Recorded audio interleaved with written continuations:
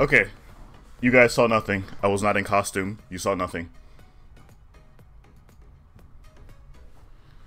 Okay, so let's get things started. I'm getting better. I'm still not perfect at streaming yet, but I'm getting better.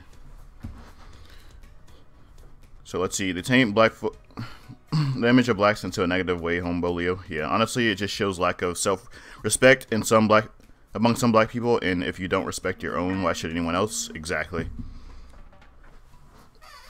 Illinois Soldier says F Afrocentrics. Yeah, it's try to refrain from the language. You know, there's younger people watching. So yeah. Anyway, I hope you guys all had a. Before we talk about that, I hope you guys all had an awesome Thanksgiving. I spent mine with my sister. You know, just did the usual stuff. Hung out, played cards, even though cards are boring to me. Ate some turkey, had some drinks. You know, usual stuff. What everybody else do for Thanksgiving?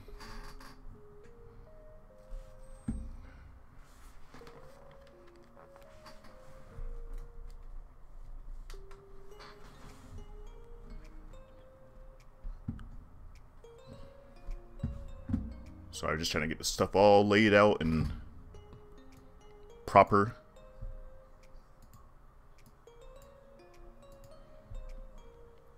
I'm not sure if my chat is working properly. Hold on.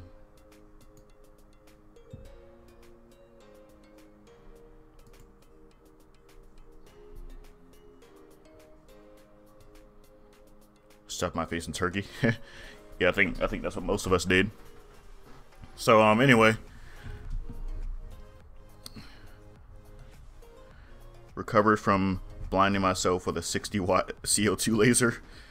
That sounds pretty bad. How'd that happen? Mark Profit.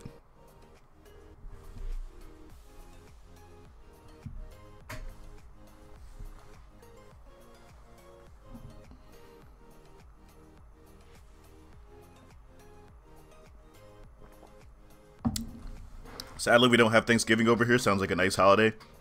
Yeah, I'm sorry. I was more referring to, like, you know, Americans and Canadians. Canadians celebrate Thanksgiving in October, and then Americans celebrate it in the last Thursday of every November. I think Canadians is like the first Thursday of October or something. I could be wrong. So anyway, hopefully this earlier stream's better for people. I'm gonna assume you're probably in Europe or Africa, Mike. I don't know. Hopefully this earlier stream's better for people in your time zone. We got 13 viewers right now. My first stream, I got 32 viewers. You know, let's try to reach those numbers again. Share it with your friends, your families, you know, your aunts, your uncles, whatever. Just your girlfriend. 10 hours of trying to fix it. Forgot I hadn't put the safety glasses on after taking a break. Fix what? Oh, you're trying to fix the laser itself?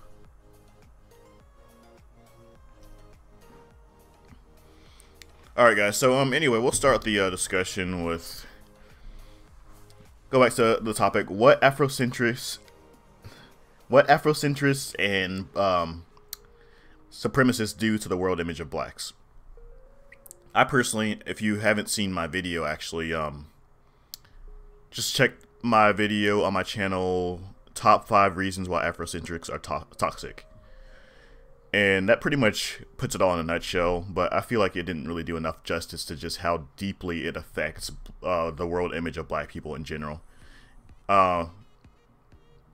And sadly enough, I feel like there's such ignorance towards black history, even among the black community itself, that Afrocentrics are usually respected more by the black community as a whole than people like myself or Home Team History, people who actually teach factual history, because they say these are all corruptions of, you know, the white man, blah blah blah, and it's like, no, this is history. This stuff happened. Like everything you're saying, you're just saying it because you think it happened. So it's like, I'll give you guys one example. I'll bring out the big screen. There's this person named Cynthia G. Let's bring up the big screen right now. There's someone named Cynthia G. I don't know why my hotkeys are being so gimmicky lately. My big screen's not working. What is going on? Okay, I guess I have to manually click it. That's so weird. Why is it not working? Oh my god. Let me fix this really quick. All my other transitions are working. Okay.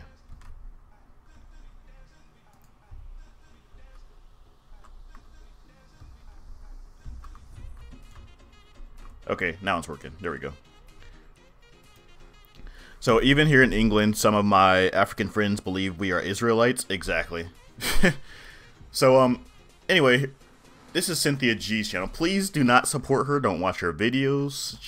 I'm just showing for the sake of you guys to not support her. Cynthia G. She has 19,000 subscribers, mind you. Meanwhile, I have 3,000. She has 19,000 subscribers. I mean, admittedly, she's more consistent than me. You know, 12 hours ago, 23 hours ago, 1 day ago, 1 day ago, 3 days ago. You know, she's a lot more consistent than me. You know, because she obviously has the time to do it. Which, you know, she has $9,000 worth of money coming from patrons alone. My Thanksgiving dinner table came back. I'm sorry, guys. Like I said, I'm not good at this. I'm gonna get better at streaming one day. I promise. I get rid of that turkey dinner table. There we go.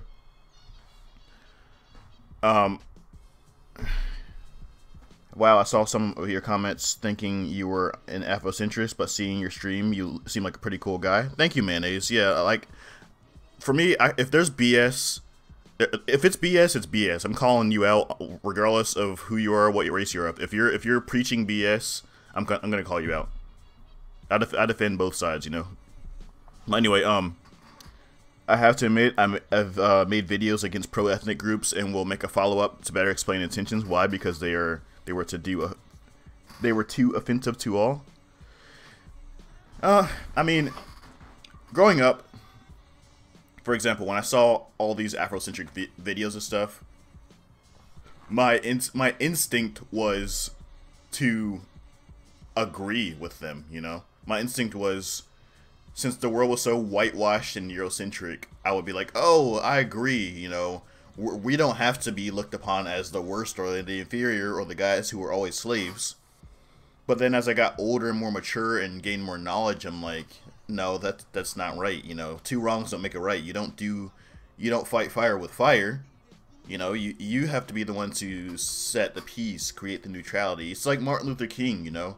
He wasn't pro rise up black people, yeah, let's fight these white devils. He wasn't like that. He was, hey, you're a human, I'm a human. Let's be humans. Racists are bad. Non-racists are good. That was how he felt. You know, that's how the problems will go away. Trying to claim that your people are better than someone else is not going to make any problems get solved. It's not going to solve any problems. It's going to create a race war. People think I hate my people, black people, white people, which is not who I am at all. Yeah, I mean, I have videos talking about the greatness of African civilizations, not in an Afrocentric way, you know, just educating people of things that they may not know about African history, saying like, oh, you know, here's some cities, here's some inventions, blah, blah, blah, but not in a way that's like, it's better than Europeans, you know, unless it is. Like, if there is something that inherently is better than European nations, for example, or let me rephrase it, better is probably the wrong word.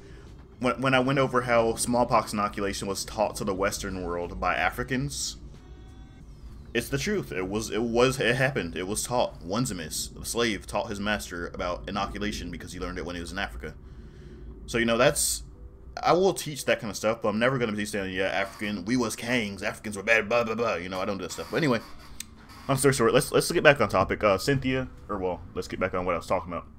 Cynthia G Live, she has a... Please don't check out her channel. Please don't. Please don't support her. You know, her main channel. Basically, she has 8,000 subscribers on her main channel, and then 3,000 on her live channel, and then she has another channel with... I totally lost it.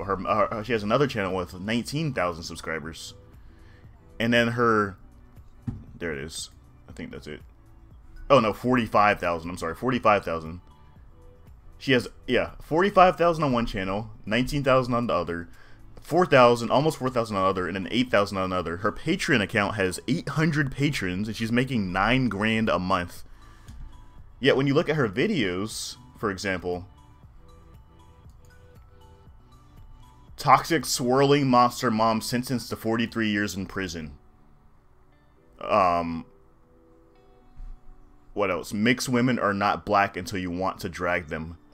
It's like pretty much all her videos are talking about white people or bad things white people did. Whites only stickers placed on windows of multiple restaurants. I mean, that one's not too bad. I mean, if that happened to happen, but I guess she posts a lot of videos. Her older videos were literally like all of them were, yeah, how Caucasoid women's black fetish turns into false rape allegations. What Caucasoid men think of swirling Caucasoid women. Asian woman allegedly murders melanoid ex, then posts a $60 million bail. Basically, all her videos are talking about how other races did bad things. Let me catch up on these comments a bit. Even here in England, I already read that part. People think, I already read that part too. If we really were the apex race, we wouldn't be in the situation we are in right now. Exactly. Exactly my point. So people like that just literally make all of us look like idiots. Do you feel this disinformation is getting better or worse? It's getting worse, to be honest. The only way a history of certain place can be better for me is when it's more interesting, not necessarily more advanced than everyone else. Exactly, you know? It's like, for me, I see African history, whether I'm black or white, whether I was born Asian, whatever. I feel like African history and Native American history interests me the most, simply due to the fact that it's more mysterious and unknown. So whenever I do learn something really cool about it, it's like, oh my god, that's amazing. Because we get Roman, Greek, and all that history shoved in our face, straight down our throat every day, all day. But when you hear about African history, it's like, for example, I'm an artist, you know? I draw warriors. I base them directly off of plaques and statues and paintings from African art. And then when my friends see these pictures, they're like, oh my god, that's awesome. What is that, a Roman warrior? I'm like, no, he's from the Benin Empire. And they're like, Benin Empire? Where's that? And I'm like, oh, that's in West Africa. And they're like, what? Really? Yeah. And they're like, oh, cool. You know, I could just see on their face that they're incredibly confused, you know. And it's like, the pictures are based like pretty much 100% accurately off of the features that you see in the statues. So stop giving white racists fuel, you idiot. No need to be rude, Amir Garson. I'm not giving them fuel. Oh wait, are you talking to me or are you talking to the Afrocentrics? Not only Cynthia G, there are pro-Egypt channel, which I can understand controversy over Egyptian history, race, but neglected 25th dynasty, and categorize all blacks as idiots and compare Europe's civilization. This chat filter is really sensitive, guys. Just warning you guys in advance. So, oh, also, I'm gonna be picking moderators soon. Probably gonna be picking a couple today. I already have a couple in mind. I'm not gonna say their names yet until they appear in the chat. But actually, one of them's already in the chat right now. Only if you guys want to be moderators, by the way. Just be sure you know what you're getting yourself into if you are a moderator. Especially if I start getting more viewers. K Sekiere, I'm not sure if I'm saying that right. You're one of them. You're on all my you're in all my streams. You're on all my videos. You're always there. You're always supporting, and you're always keeping things, you know, civil. You know. So if you want to be a moderator, you're one of my first picks, and I'll mod you right now if you decided to. What's up, Melanoid Soldier? How's it going? How's your Thanksgiving? But yeah, there are more. Cynthia's Jesus to the first one I'm going to talk about. Anyway, long story short, she's basically just white people are incapable of feeling empathy for blacks. Like this title right here. You know what I mean? Like all her titles are just, do black men have a fetish for obese white women? Like it's a little ridiculous. So I'm sure you get the point with her. But, you know, despite the ridiculousness of her channel, she is making bank. You know, she's making tons of money in ad revenue, tons of money from her Patreon account, tons of money in donations, tons of subscribers, etc. K-Sekiere, did you hear what I said about the are you still in the chat? I don't want to be a mod, just in case you ask. Oh, it's cool, Mike. I'm just a few people were, or a lot of people were asking me about it, and I will be needing mods. I just, at the time, I wasn't streaming long enough to really know whether, you know, I really want to get a proper gauge on people's how active people were in the chat and stuff like that before I started modding anyone. Good, thanks, man. I don't want to. Alright, oh, have you seen Shaka Amos video? No, I have not. Mayonnaise. Just got here. What did I miss? Pretty much just going over the fact that Cynthia is, all of her videos are basically attacking white people. Like, they're not productive whatsoever. They're just, white mom murdered so-and-so, white man raped so-and-so, and yeah, she's like making bank. She has tons of subscribers, makes tons of money off, you know, off these videos. Anyway, so, yeah, let's move on to the next one. Another one that I have grapes with. Before I go to this channel, actually I'll go there right now, but before I talk about him, who all in here is a patron of Home Team History? A patron or a subscriber to his channel? Who all here it fits into one of those categories? And that was possible because although we were great, we never invested in warfare like whites do. Yeah, warfare in Europe evolved like really fast. That's why they had like the strongest armor and the most powerful weapons compared to other cultures, because they had to, you know, they were constantly fighting, which people fail to acknowledge. They assume Africans were the barbaric ones, blah blah blah, but in reality Europeans had the most intense and enduring wars out of anyone, and that's why their technological prowess in warfare developed so much better than even, like, you know, East Asian cultures. They had the strongest armor, the strongest weapons, so the strongest fortresses. The influx of African immigrants and intermingling of Black Americans and Africans, and the growth of African communities may diminish Afrocentrism as the shame attached with being African will lessen. K. Sekere, I used to believe the Israelite thing myself, not because of Afrocentrism, but because the Israeli president himself came to Ghana and said the Ashanti are the Israelites. K, I'm not, I guess you went AFK or something, but I asked you earlier if you wanted to be a moderator. I'm picking moderators today. You're one of the few who I already had in mind as moderators. I'm a subscriber. Yes, you are indeed a member of the Imperial Army. Tonio, thank you for your service to the Empire. What was I saying? Oh, Donzo, wow, I'm late. Oh, that's cool. You know, you're another one of the ones I had in mind, Donzo, for being a moderator as well. You've been in all my streams as well. I would love to, but I live in England. Oh, the moderator thing. That's fine, Kay.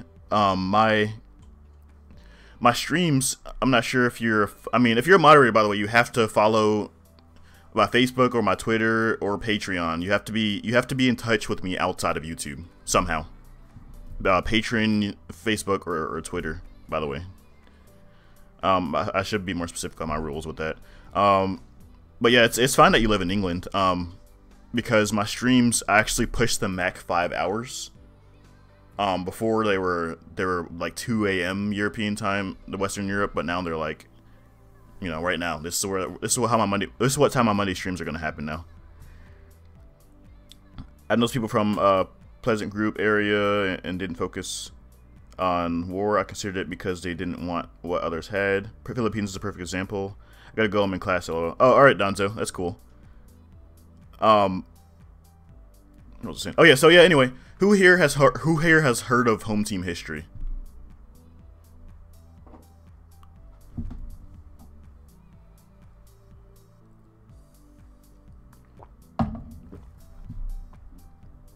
Not me. I have. Anybody else? I'm just curious. I'm just trying to get numbers. I'm just trying to get a good percentile of people. Because my next topic is gonna focus on him. I have subscribed and patron of Home Team. Awesome, Switty. I have, okay. Yes, I have. He's pretty good. Yeah, Home Team history. For those of you who don't know about him, his channel is similar to mine in the fact that it teaches unbiased, true, well-researched, well-backed up history. Not similar to my channel, but better, you know? I mean, this is just my own personal critique. My videos are more, I'd say, not to toot my horn, but I think my videos are more well edited and well put together. But he obviously has a lot more knowledge on the topics that are being discussed than I do. He's a very, very smart guy. But he never BS's you. He teaches the history as it is. He teaches what can be found in the universities as it is, you know. He doesn't make stuff up or try to embellish things that weren't there. So anyway, the reason why I mentioned him is this guy right here, Straight Fast Forward TV. Again, don't visit the channels of these people I'm showing you. Please don't. Home Team History, yeah, you can visit his channel all day, every day. I mean, he left YouTube, but so you're probably wasting your time subscribing to him. But straightforward, please don't subscribe. But again, 40,000 subscribers. You know, 40,000 subscribers. He has over triple the amount of subscribers I have. Yeah, all of his videos. Let's take a look right now. The reason I mentioned Home Team History, all of his videos are stolen. They're all stolen from other people. Every single one of them is a documentary grabbed from like the History Channel or something. And in his most recent video, The Wars Between Ancient Nubia and Ancient Kemet, this video is literally stolen directly from Home Team History's channel.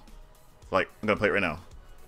I mean, you guys can clearly see this. This is Home Team History. If you look at the title, or the uploader, Straightforward TV. Straight Fast Forward TV, but this is Home Team History's video. Worldview. And today we're going to talk about ancient Nubia, one of the most classic African civilizations. So yeah, I mean, it's obvious it's Home Team History. You even see his watermark right here at the bottom right of the screen. That's Home Team's watermark. But this guy's too dumb to edit that out, obviously. I reported the video for, you know, for stealing, for copyright, but YouTube hasn't done anything about it. I encourage you guys to do the same, because if they get enough reports, maybe it'll actually, you know, maybe they'll actually take the hint. Who knows? I don't have money to subscribe. Oh, that's cool, Malanoid Soldier. I mean, not everybody does, and those who do, you know, become patrons and stuff and donate, it's awesome. You know, that's one of the most ultimate ways you can possibly show your commitment or your passion for my channel and what I do. But if you don't do it, or you're not capable of doing it, it's not like I'm gonna respect you any less, you know. It's not like because I've never subscribed to anybody. I have donated like maybe once to one of my friends, but you know, that's it. Like right now, I'm not really in a situation in my life where I can really spare those types of commit that kind of money to, you know, things like that. Anyway, so yeah, he stole Home Team History's video. He got 4,000 views on it, 172 likes, and then when you look through the comments, this girl, Rosie Jones, thank you, great teaching, thank you for educating yourself and me. It's like, what? He didn't educate anyone. Why is she thanking him? This video's stolen. And he has 40,000 subscribers. Home Team History only has, what, like 20,000 subscribers? This guy has 40K. And this isn't not one of his videos on his channel, not even one, is his own. And not only are they all stolen, but the titles, again, it's like Ancient Black Kemet's History Timeline. Which, you know, whether the Egyptians were black or not is debatable, so, you know, I'm not going to get to that one. But, like, let me find the other ones.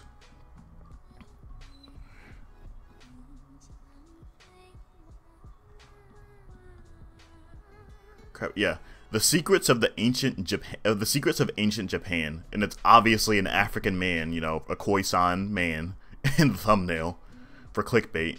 And the documentary is literally a documentary about ancient Japan. like taken straight off of the History Channel or something. It has nothing to do with black people or Africans whatsoever. The Secrets of Ancient Black India. Same thing, you know? It's like, you go to the video.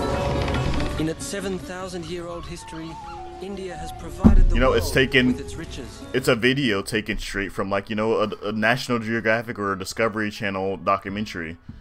But he's saying Secrets of Ancient Black India. And then let's not even get started on this one, you know. I don't even want to show that on the stream. But you know what I mean? In India, basically, my point is, I'm seeing this stuff time and time again on YouTube. I'm seeing channels like this getting so popular. I mean, even when you look at the like to dislike ratios on the videos, for example, it's obviously stolen. It's not his video, and it's misleading. Secrets of Ancient Black India, even though it has nothing to do with black people, yet he still has 4,000 likes and 700 dislikes. That's, you know, those ratios are better than my video, way better than my videos, even though my videos are teaching facts, well-researched facts, you know. So when I can't remember who it was who asked things people like, what's up, things people like. I forgot who it was who asked, but one of you guys asked, do you think Afrocentrism is getting better or worse? It's getting worse, and this is why. All of the most popular YouTube videos that talk about black or African history are guys like him and Cynthia G, who have like 40,000 subscribers, and all of their videos are BS. All of them, you know. And channels like mine or Home Team Histories are barely even known and get incredibly severely criticized. And so basically I feel like a lot of black people, you know, a lot of black people, members of our community, not people in general, don't get me wrong, but a lot of black people themselves are contributing to the problem with the worldview on blacks. They're you know, pledging to the views of these people who are obviously in it for just the money, just for those clickbait titles of, hey, black people are better than white people, this is why. The Secrets of Ancient Black India. People are committing all their time, putting all their eggs into these people's baskets, even though they're preaching BS. 40,000 miseducated? Yeah, but then, you know, you go to my channel, and I'm sitting at 3,200 subscribers, you know?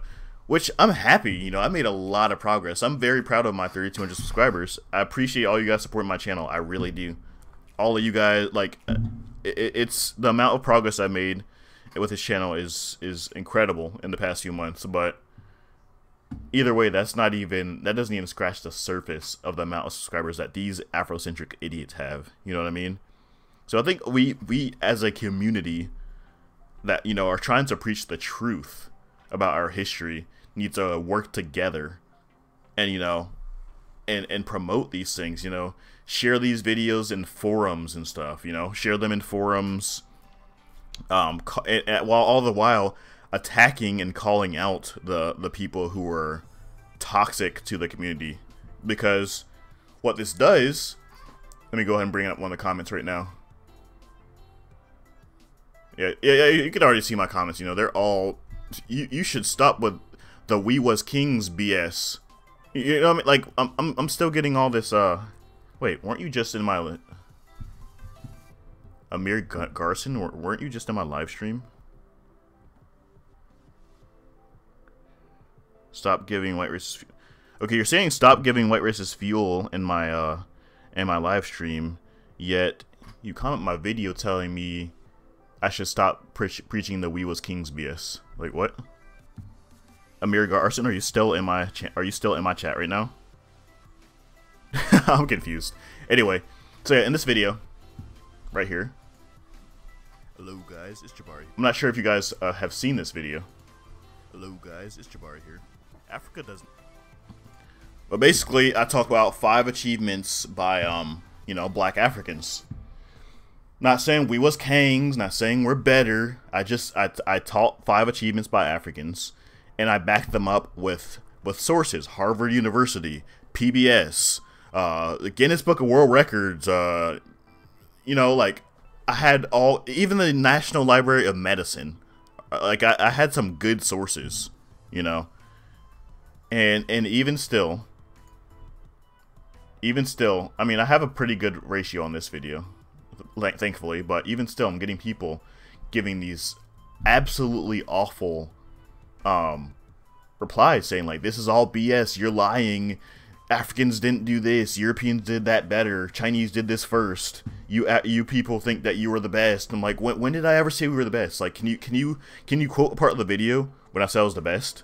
Like please do that. I'm curious. I you know. But yeah, let me find the other one I was thinking about.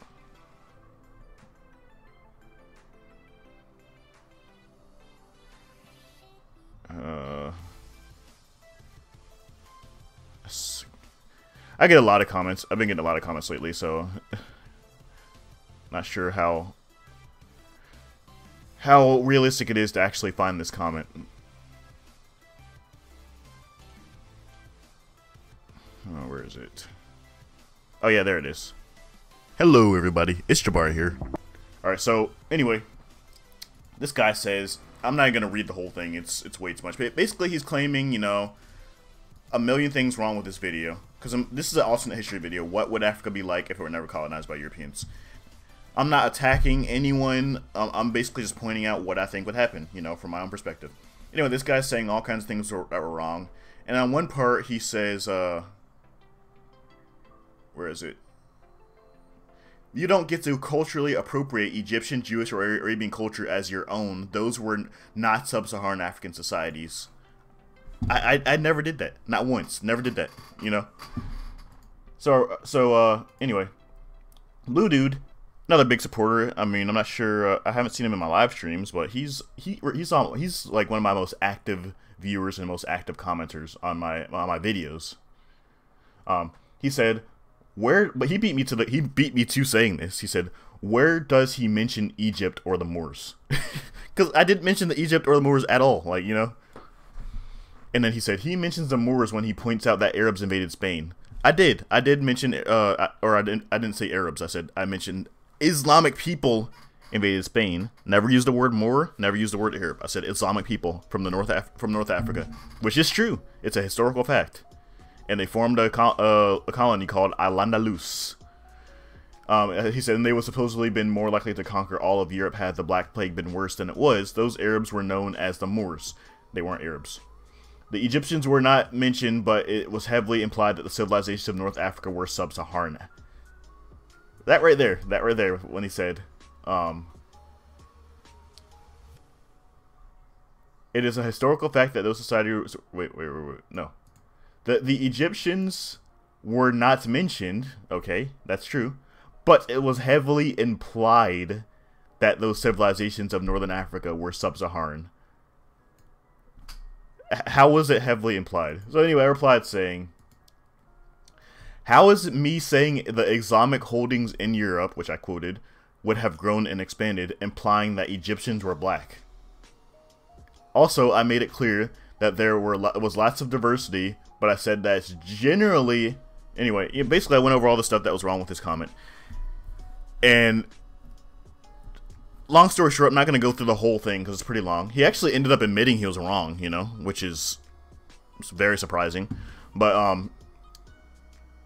long story short, the Afrocentric people make it to where when people watch my videos, they assume I'm Afrocentric. And basically assume that, you know, I'm claiming Egyptians and all that stuff. And it's like, I never did that. I never did that. Why are you assuming?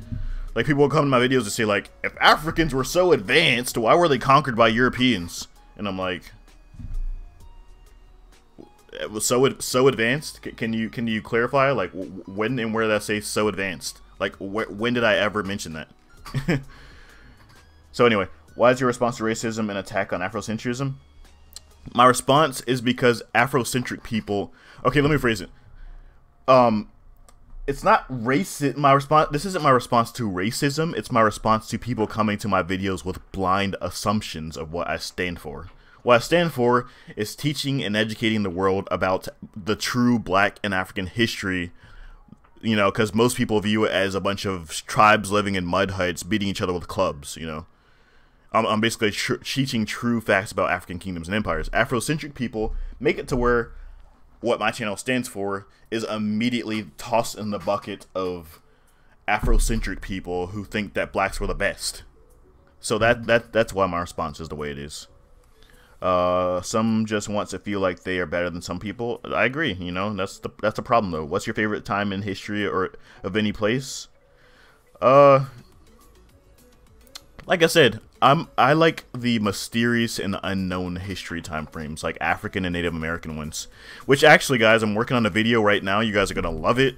I hope it's gonna be enough. I decided I'm gonna be doing more alternate history videos. It's gonna be a video. What if Africans beat Native Americans to, or sorry, what if Africans beat Europeans to the Americas? That's gonna be my next my next alternate history video. I fully expect to get completely trolled and roasted by all the white supremacists, or you know, have the black Afrocentrics saying we were already here and we were the original black Israelites and all that stuff. And I already got something lined up for those guys at the very beginning of the video. Hopefully you guys are gonna laugh out of it. But yeah. Anyway, plus in Kentucky is plus the KY. My surname is actually a CH. I guess I missed what you said before. Oh, I guess I missed something, K. So yeah, anyway, K, do you want to be moderator? Yes or no?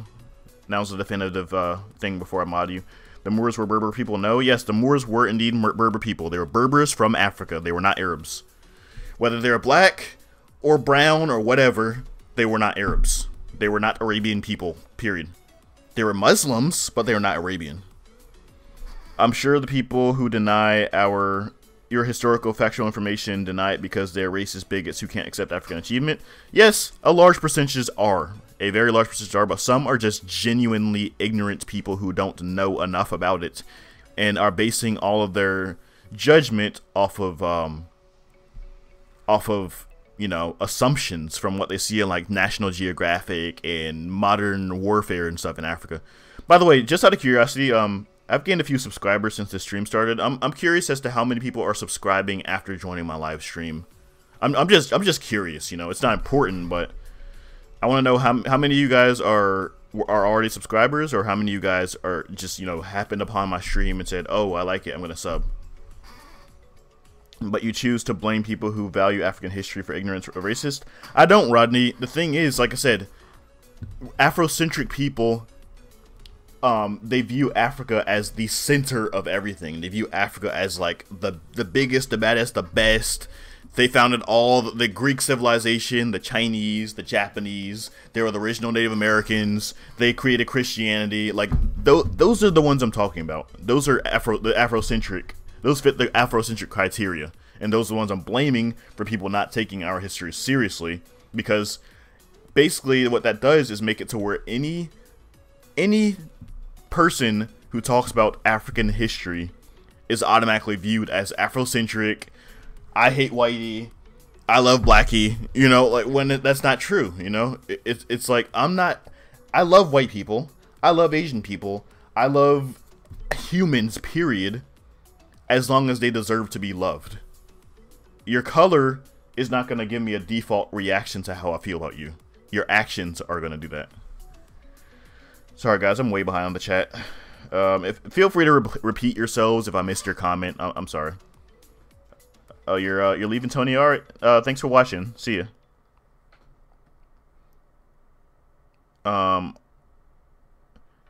Also, hello. I don't know if you remember me. Yes, I do remember you, Tupac. You were one of my most active viewers as well. All right. Let's see.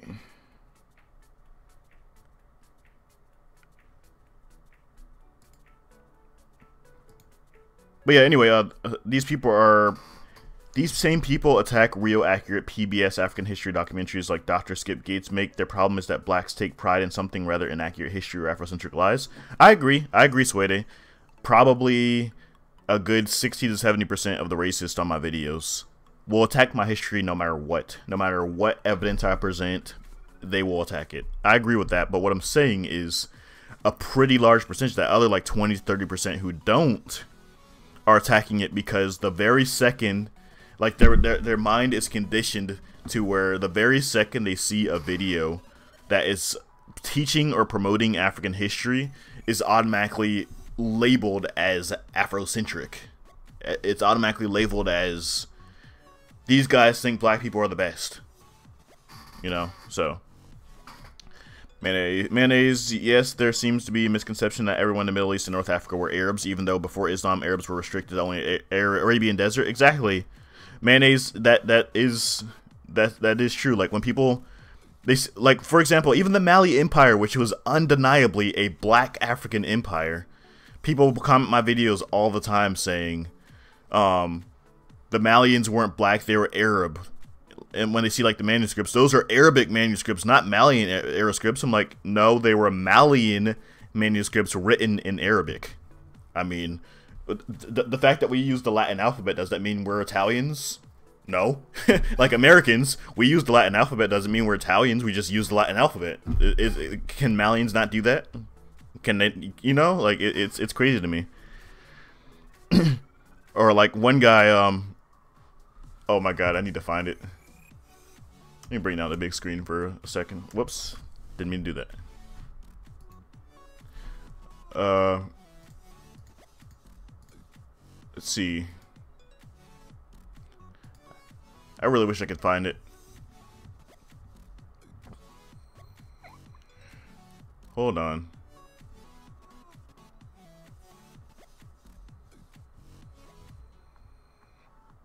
Damn, I really wish I could find it. It's pretty cute. Oh, there it is. I found it. Hello. So let's bring the big screen back out.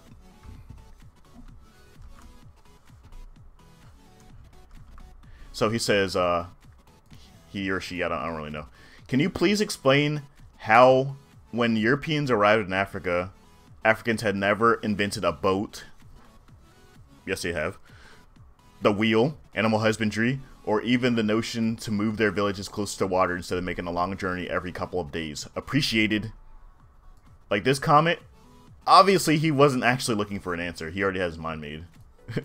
So, yeah, let's go ahead and read a little bit more. So, I laid it out nice and neat for him. 1. Never invented a boat? Yes they did. When and where did you hear otherwise? The people of Eastern Africa have even built ships that they used to sail, that they used to trade with Arabia, India, and China since the year 500 AD. It's called the Inimtepe. Google it. The wheel? Very few people have invented the wheel. The technology was invented a long time ago in maybe 1 or 2 places in history, and then it was spread through those 2 other places from those focal points, like most human inventions. Animal husbandry? Are you kidding me? Much of Africa literally based the wealth of a man on how many heads of cattle he owned. Also, empires such as Oyo of Nigeria had armies that consisted almost entirely of mounted cavalry, despite the fact that most of Africa is infested with the tsetse fly, which kills horses. Moving their villages closest to water? The largest empires in African history were built along major river systems in lakes such as Kanem, Lake Chad, which is a video that Suede Component actually requested. A video on the Kanem and Borno empires. That's in the queue. I'm not sure if you guys saw my Facebook post, but I put the next 4 videos that I'm going to be putting out. Egypt and Nubia were by the Nile, as much as I hate to mention Egypt and Nubia. Buganda, African Great Lakes. Mali, Niger River. If you truly have an interest in learning these things, you should probably refrain from making such ignorant assumptions based on starving villages that you see on National Geographic, and actually do some research. Our society never teaches about African history before slavery. Watch a few of my videos and you can learn a bit more. If you don't want to do that, then you'll forever remain in a state of ignorance. Your assumptions are sadly the reason this channel exists in the first place. Have a good day. So then he goes and says, 1, which was the one about the boats, likely copied from European or Arab arrivals in Africa. Just boldly says, likely copied from European or Arab arrivals to Africa. 2, the wheel was taken to Africa from Europe and Asia again and copied. He completely missed my point. I was saying the wheel was copied by everyone. Besides the, like, 1 or 2 people who invented it, not just Africans. 3, horses are not native to Africa, and Africans never domesticated any animal prior to European arrival. Yes, they did. I just said that. Some were based besides rivers, but the majority were far from water source by pure chance. You have an inferiority complex that you need to deal with instead of trying to compensate for your inadequacies. So I said copied, right? I guess spears, bows, fire, and metal tools were copied too, right? It may come to as a surprise to you, but all human inventions at some point in history were copied. Gunpowder, paper, the compass were copied from the Chinese. Writing systems were copied from the peoples of the Middle East. Oh, and guess what? These crazy little symbols that we're using next to our arguments that we call numbers, those were copied too from the Arabs. A lot of people don't know that, but our number system that we use to this day is literally called the Arabic numeral system because it was invented by Arabs. And then I said too, again, the wheel was copied by several civilizations throughout history. It never really made it into Africa besides North Africa and some parts of East Africa. It was only invented by 1 or 2 peoples, then it was copied by others. And then 3, most European crops and beasts of burden were not native to Europe either. And the ones that were domesticated by other people and brought over later in history. Cattle, for example, were domesticated in Africa and the Middle East before Europe. Europeans were still hunting wild aurochs instead of breeding them, as evidenced by cave paintings at the time. The same can be said for Africans, but they did domesticate animals such as the donkey, guinea fowls, and cattle, as mentioned before, and crops such as millet, sorghum, and coffee and rice. Most African animals are too aggressive and wild to properly domesticate. Even European explorers failed to tame the zebra, despite several attempts. I'm not going to read the rest because it's a lot. But anyway, long story short, no matter what I threw at him, he threw something back, basically claiming it was made up or taught by someone else or copied. And I pretty much went on this long thing about, like, for example, technology. Sony, for example, were the first video game system to introduce HD gaming, right? You know, 720p, 1080p video games.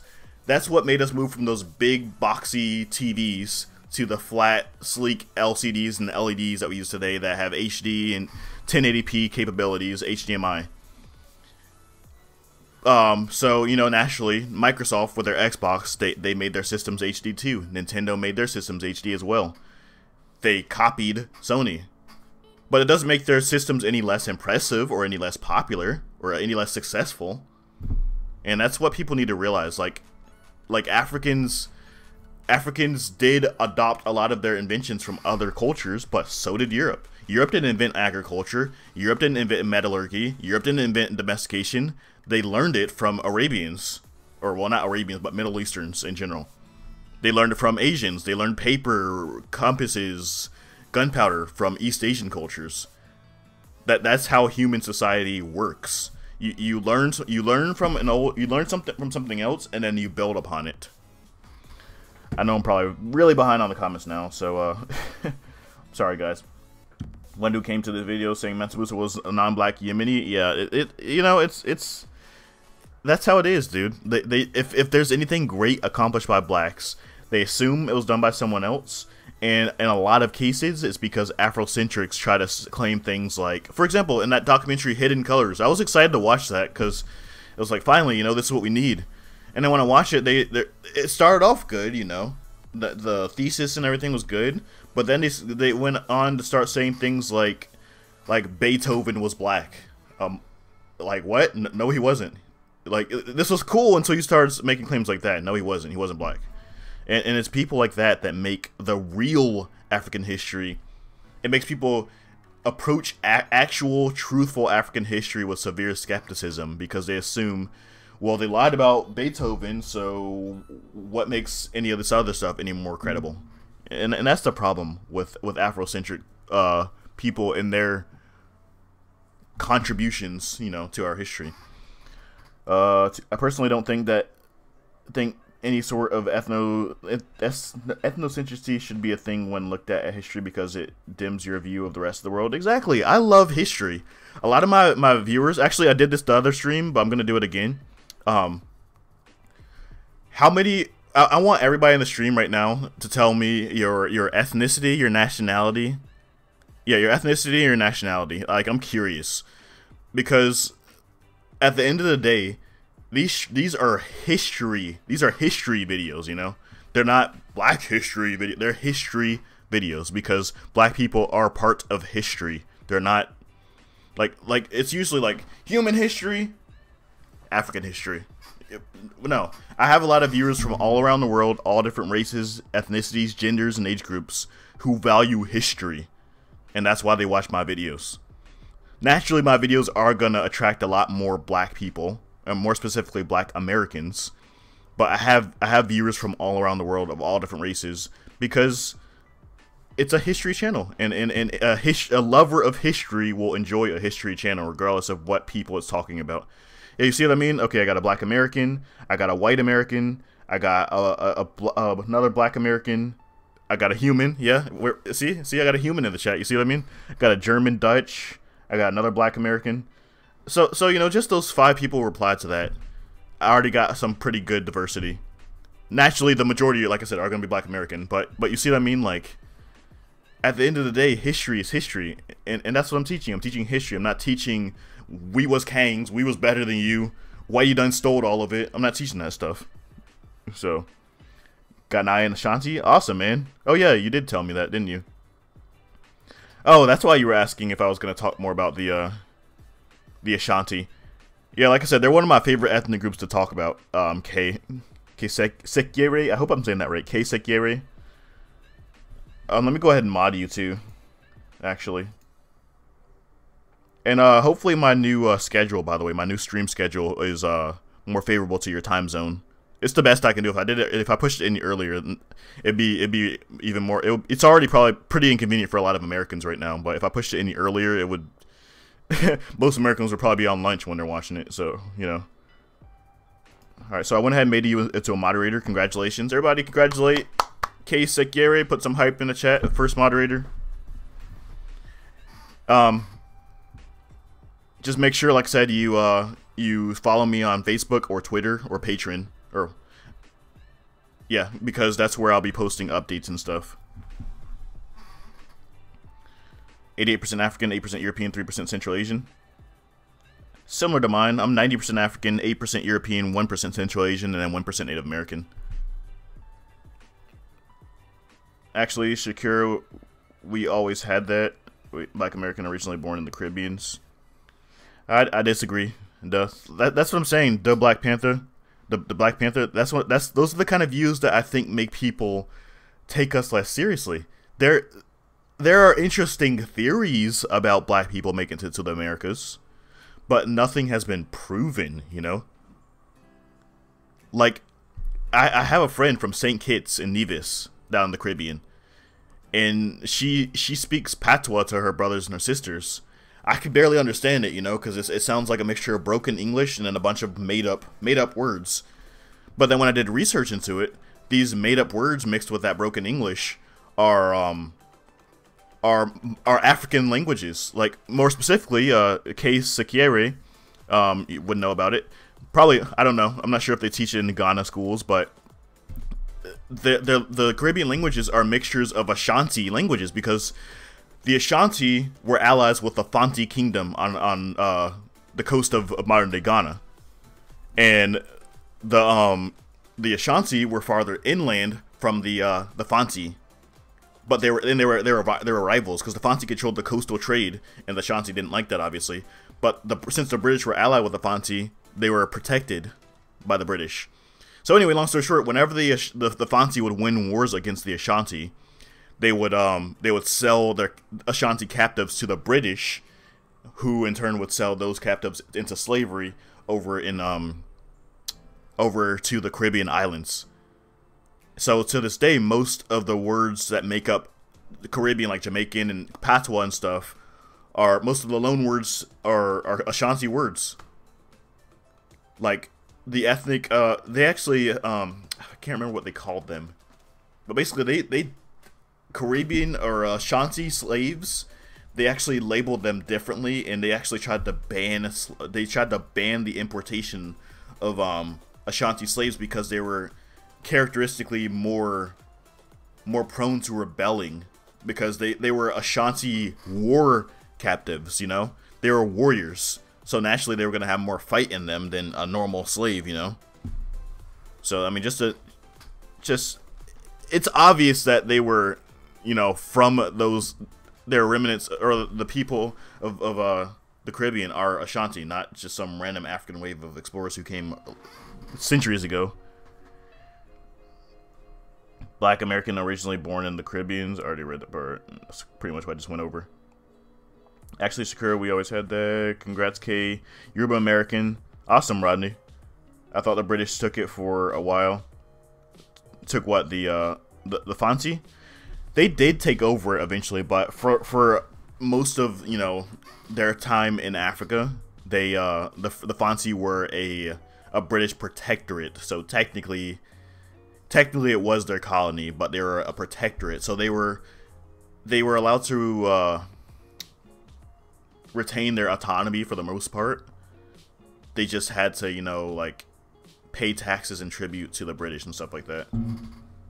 They're a vassal, I guess, is the best way. Protectorate is kind of a weird thing that British did to make it seem like they were, like, under their protection, which they technically were. I'm 100% pleb. I'm 50% human and 50% Saiyan. Oh, you're Super Saiyan? Just to repeat this, the numerals we use weren't invented by Arabs. I don't know if you saw my original comment, but it was invented by Indians. Well, Mayonnaise, the thing is, the Arabic numerals were invented by, like, the concept of the zero was invented by Indians, and then a numeral system based around the concept of zero was invented by Indians. But the Arabs, the modern symbols that we see today to represent 0, 1, 2, 3, 4, 5, 6, 7, 8, 9, those modern symbols that we use were invented by Arabs. Like what happened to Haiti. I guess I missed something with that. Sorry guys, I'm doing a bad job. I mean, I'm actually born in the Caribbean 8 years later after I emigrated to the USA. Sorry for not being clear enough. Oh, it's fine, Black Panther. See what I mean? Like, there's so many people out there who just kind of preach that we were the original Americans, and you know, even sometimes I catch myself doing the same thing because it's so common. And it's so widespread, and people like that are the most popular people, the most popular African history channels. I was talking about the gold stool. Oh no, the British never took the golden stool. The British, after several wars, after like a century of warfare with the Ashanti, the British finally took over the Ashanti kingdom. But even then, the Ashanti pretty much were ruling themselves. Like, the British had a lot of trouble actually enforcing their rule on the Ashanti. And then Asantewa was the last Ashanti ruler to actually rise up against the British. So it's called the War of the Golden Stool in 1902, I think it was. I can't remember the exact year. But she rose up against the British because the British were trying to capture the golden stool from the Ashanti so that they can sit upon it. That's what they said. Even though not even the ruler of Ashanti was allowed to sit on the golden stool. So that was basically a giant insult to the Ashanti people. So they hid it from the British. And, you know, as they say, history is written by its victors. The British labeled the war as a victory because, you know, they suppressed the rebellion. Yeah, they suppressed the rebellion. But in reality, it was a victory for the Ghanaians, or the Ashanti, because the purpose for them in that war was to protect the stool from being captured by the British and sat upon. And they succeeded. To this day, the golden stool has never been in the hands of the British and is still in Ghana. So, do you practice any form of African spirituality? I do not. I do not practice any religion whatsoever. The majority of viewers are probably majority African Americans who tend to be Afrocentrics much more often than real Africans. Yeah, that's how I feel too, and that's the purpose of the stream. You know, it's to make that known. You know, we need to tear those guys down and build guys like us up. You know, we need to expand the empire. The empire from nothing needs to become something. I hate Afrocentrics. Yeah, I agree. You know, they're toxic. I feel like I was gonna say something, but I totally forgot. What's a real African? Someone from Africa? I'm not African. You African Americans are not African either. You're not African Americans. You're Americans. Not that I haven't. I mean, I know that's maybe I know that may be taken as like, you know, a lack of pride in being of African descent. It's not. I fully acknowledge the fact that I'm descended from an African. I fully acknowledge that fact, and I'm proud of that fact. However, culturally, linguistically, religiously, black people in the West are more related culturally, linguistically, and religiously to Europeans and Americans, or white Americans. Like, and that's what we need to realize. Like, it's like in high school, there was this girl from South Africa, a white girl from South Africa in my class. And whenever we had to fill out like questionnaires and sheets and stuff like that, she would always fill in a little circle. For her ethnicity, she'd always fill in the African American circle. And they're always like so confused, like, how are you African American? Are you mixed? And she'd be like, no. And they'd be like, where are you from? She'd say, South Africa. I'm African American.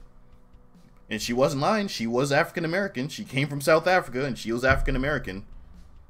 We're not. We've been here for like 300 years. We're not African at all. If a guy moves from Nigeria and he says he's African American, people would be like, oh, so you're not from Nigeria? Oh, I am from Nigeria. Then you're African. No, I'm African American. I'm a citizen. I'm African American. You know. So it's kind of a stupid term in my opinion. It's a way to basically, again, as usual, isolate us into a little bubble. Like we're just as American as white men are. You know. The only true Americans are Native Americans. But when you're comparing two different ethnicities, black Americans are just as American as white Americans. I remember seeing a video claiming the Greeks were black. You see videos claiming the Greeks were... Hidden Colors, I couldn't even get through the whole first episode because halfway through it, they had already claimed the Greeks, the Romans, the Chinese, the Japanese, the Native Americans. The religions were founded by blacks, like Christianity and Islam. Beethoven was black. Basically, Afrocentrics claim that literally everything was made or created by blacks, and that's not true, you know. And that's why people, if you mention anything great done by Africans, like Africans were performing C-sections before European influence, they're like, oh, that's bullshit. Almost slipped. Bull, you know, that's bull, you know. C-sections weren't created. They were probably taught to them by Arabs or something. It's like, yeah, they were probably. You notice you used the word probably because you're just assuming. Yeah. I see what you're doing there. Let me go ahead and take down the big screen.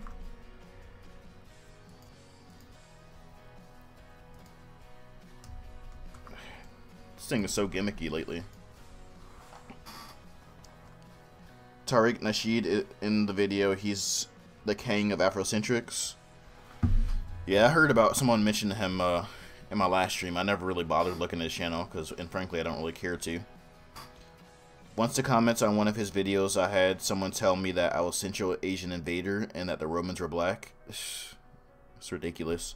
African is not a race. Rodney Young, a Somalian is not the same as a Tongolese. That's true. Which, you know, that's another thing. I notice a lot of people will say, like, Irish Americans, you know, Spanish Americans, stuff like that, but Africa's just lumped together to one big block, and the only time they will actually designate specific peoples of Africa is when they want to emphasize that one group, for example, Egyptians weren't African, they were blah blah blah, you know, or if they want to designate that something is bad, then they will say it's African. But if it's anything good, like, they're gonna make sure they specify, like, Egyptian accomplishments. Who's the worst Afrocentrist you've come across? Honestly, I haven't really... Usually I try to avoid their videos, but the two I covered in the stream, if you were here earlier... I mean, the stream's gonna be archived later, so you could look back on it, but I covered Cynthia G. Please, guys, I'll say it again, I can't stress it enough. Please do not go to these people's channels. Don't support them. Don't get them money on ad revenue. Don't get them their comments. Like don't give their channel any traffic, please. All right, but Cynthia G and Fast Forward TV are the two that I complain about because they both have 40,000 subscribers. They're making bank. They probably they're probably, you know, buying themselves new shiny things every day. They don't even have to work, you know, because they're making so much money off these videos that are just spreading the nonsense. And again, guys, if I'm not keeping up with the comments, just feel free to post them again. You know, no hard feelings or anything. It's just really difficult to keep up with the chat. That's all it is. Have you heard the story of Yasuke? Yeah, he was the black African Japanese samurai. Yeah, it's a pretty interesting story. I thought about covering that in one of my future videos. Young Pharaoh sucks too. Yeah, I haven't heard of him, and I'm glad I haven't, to be honest. Match automatically held for review, hidden by Case Gire.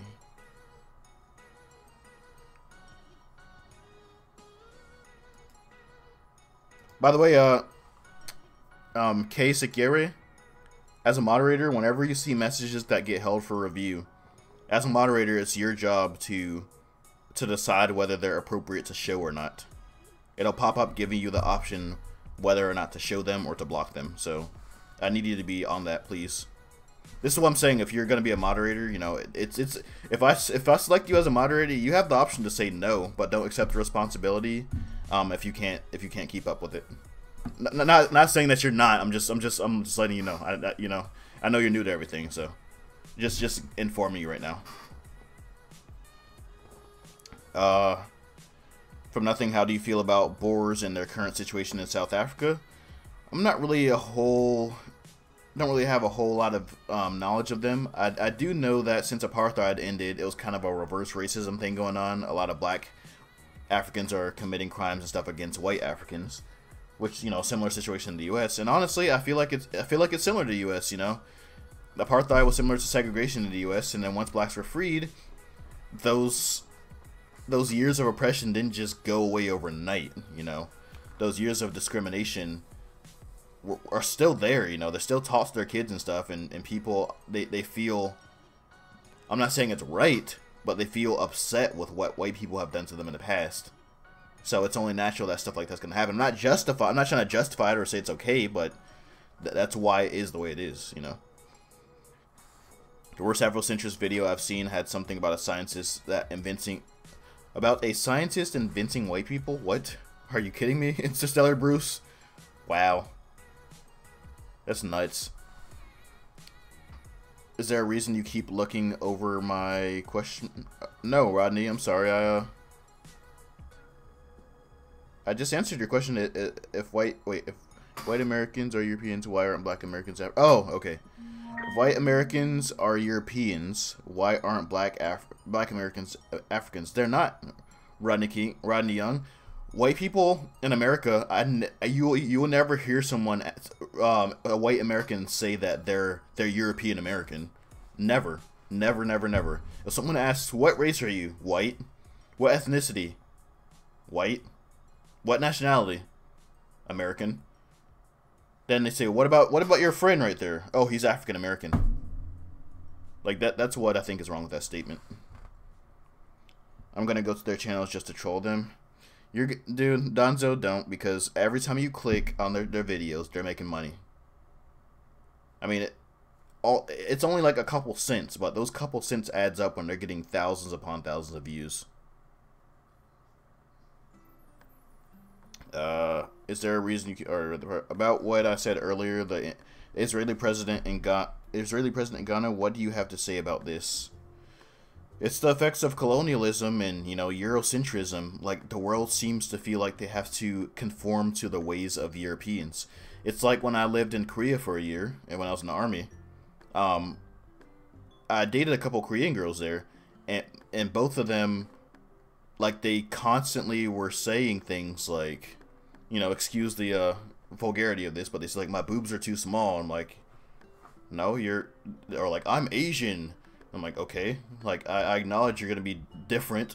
Or they'd say, like, my eyes are really tiny. And like, your eyes aren't tiny, they're perfectly normal sized. You're Korean. I mean, that's how Koreans' eyes are. I mean, I have big lips, but for me they're normal. I mean, even for a black person I have big lips. I guess that's a bad example, but black people will have bigger lips. It's normal. I don't expect you to look like some Caucasian woman from Germany. You're Korean. About what I said earlier about I already put the report. Keep up the good videos. Thank you. Things people like. Sorry I have to leave so soon, but I have to get on the bus. Alright, man. Thanks for stopping by the stream. Unless he has ad block. Yeah. Still, though, I mean, most people don't have ad block. I mean, ad block is a handy feature, but when you're watching YouTube videos and you want to support the people you're watching, the ad, or having it enabled basically, you know, helps them earn some revenue from the videos and stuff.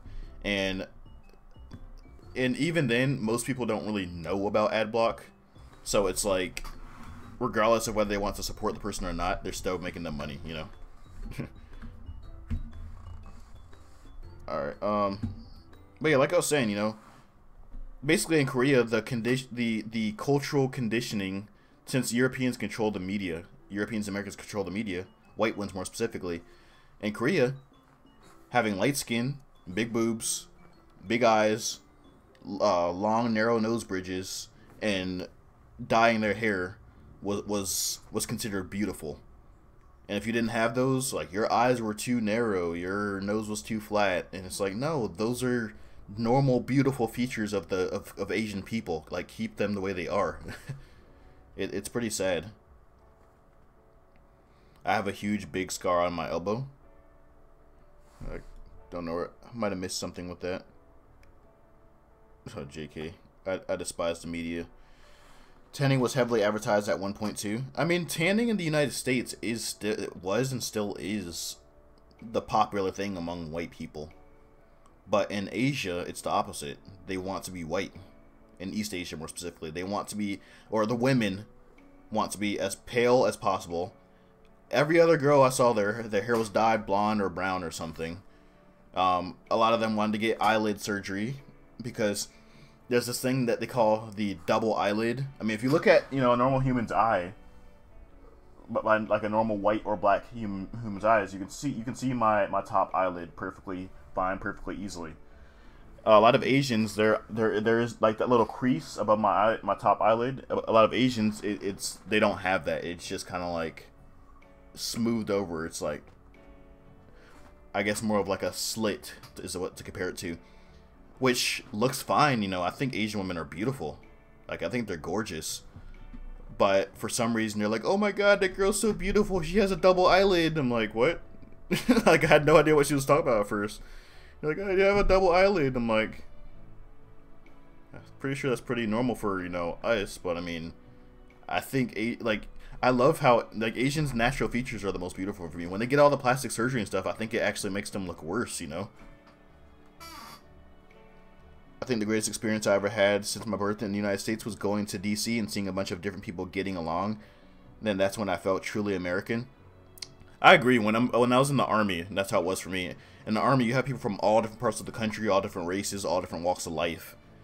And if you could join the Army and you lacked respect for other races, by the time you get out, that's gonna change. Because every day you got people in charge of you of different races, you got people under you in charge of different races, you got people fighting by your side of different races. Like, and then you realize, you know, it's not about what color you are. It's about fighting for your country. You're fighting for your. It's not Black America or white America you're fighting for. It's America you're fighting for, and it's not white people or black people you're fighting for. It's humans that you're fighting for. Like, I've seen people make some pretty... I mean, I never met any openly racist people in the Army, but I met people who I could tell kind of had some sort of biases. But at the end of the day, you see people going out after work, and, you know, you got like 2 black guys, 3 white guys, and a Mexican, you know, all going out together to the bar after work. Whereas, you know, a civilian side, you're usually going to see a group of black people or a group of white people go out. And then maybe there might be that one token white guy or that one token black guy in the group. Oh yeah, have you heard about light skin and European features being considered better in some Asian countries? Yeah, that's what I was just saying. Is that because of racism or classism? I think it's Neither. I think it's because Europeans and Americans, white Americans, control the media. So whenever something is portrayed as beautiful or attractive, it's usually something that looks more European. Like if there's a beautiful woman, she'll usually have really pale skin, blonde, light colored hair, light colored eyes, like blonde hair, blue eyes, etc. And like, you know, rosy red cheeks because she's so pale and her cheeks are red, and like, so they want to look like that because that's what they're conditioned to believing is the example of beauty from a very young age. And that's why even black girls today, you know, I don't think they're consciously thinking of it when they do it, but how black girls perm their hair or wear weave because their natural afro texture hair is considered nappy or unprofessional, so they straighten their hair. And then that's why a lot of black men, like myself, I mean, I have no choice. I'm National Guard, so I have to keep their hair short because the moment it starts growing longer, it's automatically considered unprofessional. It's automatically considered an afro. It's like, it's not. Why does my normal hair have to be automatically considered a style once it reaches a certain length? Like, that makes no sense. There's several examples of white hairstyles that are perfectly professional, perfectly fine, but I cannot think of one black hairstyle that's considered professional, minus cutting our hair really short, you know. Afro, unprofessional. Dreadlocks, unprofessional. Cornrows, unprofessional. Plaits, unprofessional, you know. Like, it's all unprofessional. It's considered thug, street, hood, and faddish. So, do you see Malcolm X as an Afrocentrist? What is your opinion on his views? I think he had some good views. He was a very smart man. He had some very good views, but ultimately his views, I think, were a recipe for disaster because he promoted. He didn't really promote peaceful uprisings against oppressors. He promoted hostility and attacking and demeaning of his oppressors. How can Europeans control the media of a completely different part of the world? Easily. When I was in Korea, I walked by a movie theater, and every single movie that was showing was was an American movie. I'd listen to music and hear American songs. I'd go in the mall and see, like, you know, mannequins and models from American companies posing in certain positions. Even the Korean cartoons themselves, like, you'd see Koreans like speaking their languages and talking like on the cartoons, and every single one of them would have like the daughter would have like red curly hair, and then the son would have like blonde hair, and their eyes were big and round, even though they were obviously Koreans living in Korea, you know. Same with Japanese anime. Just look at cartoons like Naruto, for example. He's a blonde haired, blue eyed ninja with big round eyes, you know. Like, like the media has been corrupted. The mascot of Nintendo is Mario, an Italian plumber. The mascot of a Japanese gaming company is a white guy, you know. He was a separatist. Malcolm X in the early stages was an Afrocentrist, but slowly, once he moved out of the Nation of Islam, he turned more non-biased. Yeah, I agree. A lot of other countries watch American TV. Yep, that's exactly what I'm saying. Pornography is a big issue in this topic, I think. I mean, I think it encompasses everything, not just that. Yeah, but it sounds like conspiracy stuff. It's possible that this stuff is just popular among them. I don't know, man. I don't think it's. I mean, it is popular among them, but I feel like it was conditioned that way because Europeans were the first to start producing media and distributing it around the world. And because of that, when you grow up, even me growing up, I remember when I was a little kid, whenever I drew people, like whenever I was always an artist, I always like drawing. Whenever I drew them, I would always color them white. I would always give them like blonde hair and color their skin white, you know. When I watched movies, I would like the default thing that went in my mind when it came to anything like the normal person or history was a white guy. And I feel that's the way it is for most people. Like, I mean, just everything from like a bandage, for example, you know, it's the color of a white person's skin. Women can order corsets or something, and they'll say you can order the black one or the nude colored one, and the nude colored one is the color of a white person's skin. I'm not sure if you guys ever seen that movie Bad Santa, but the elf, his little ears that he wore on top of his ears, the ones that the pointed things that looked like elf ears, were the color of a white person's skin, even though he was black. You know, so I feel like it's.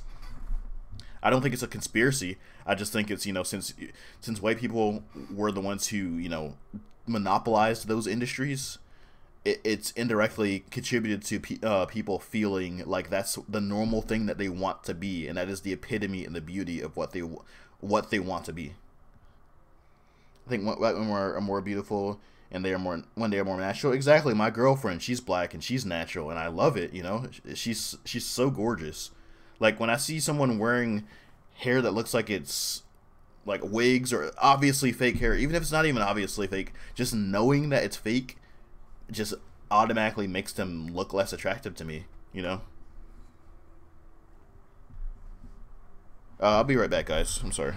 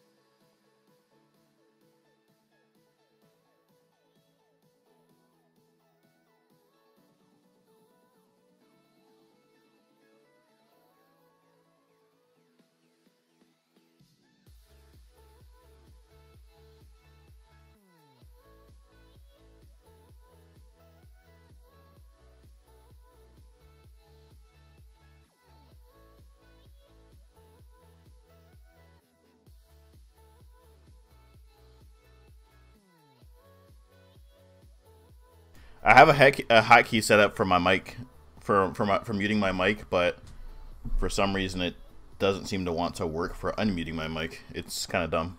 I need to fix that at some point. Sorry about that, guys. But yeah, I died. Donzo's right, I died.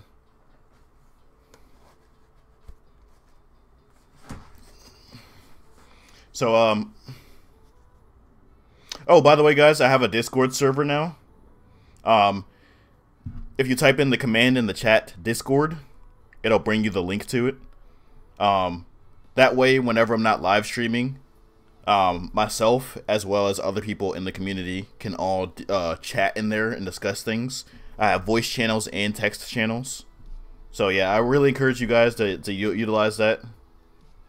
Yeah, see that command that Donzo just typed in that should show you the link, and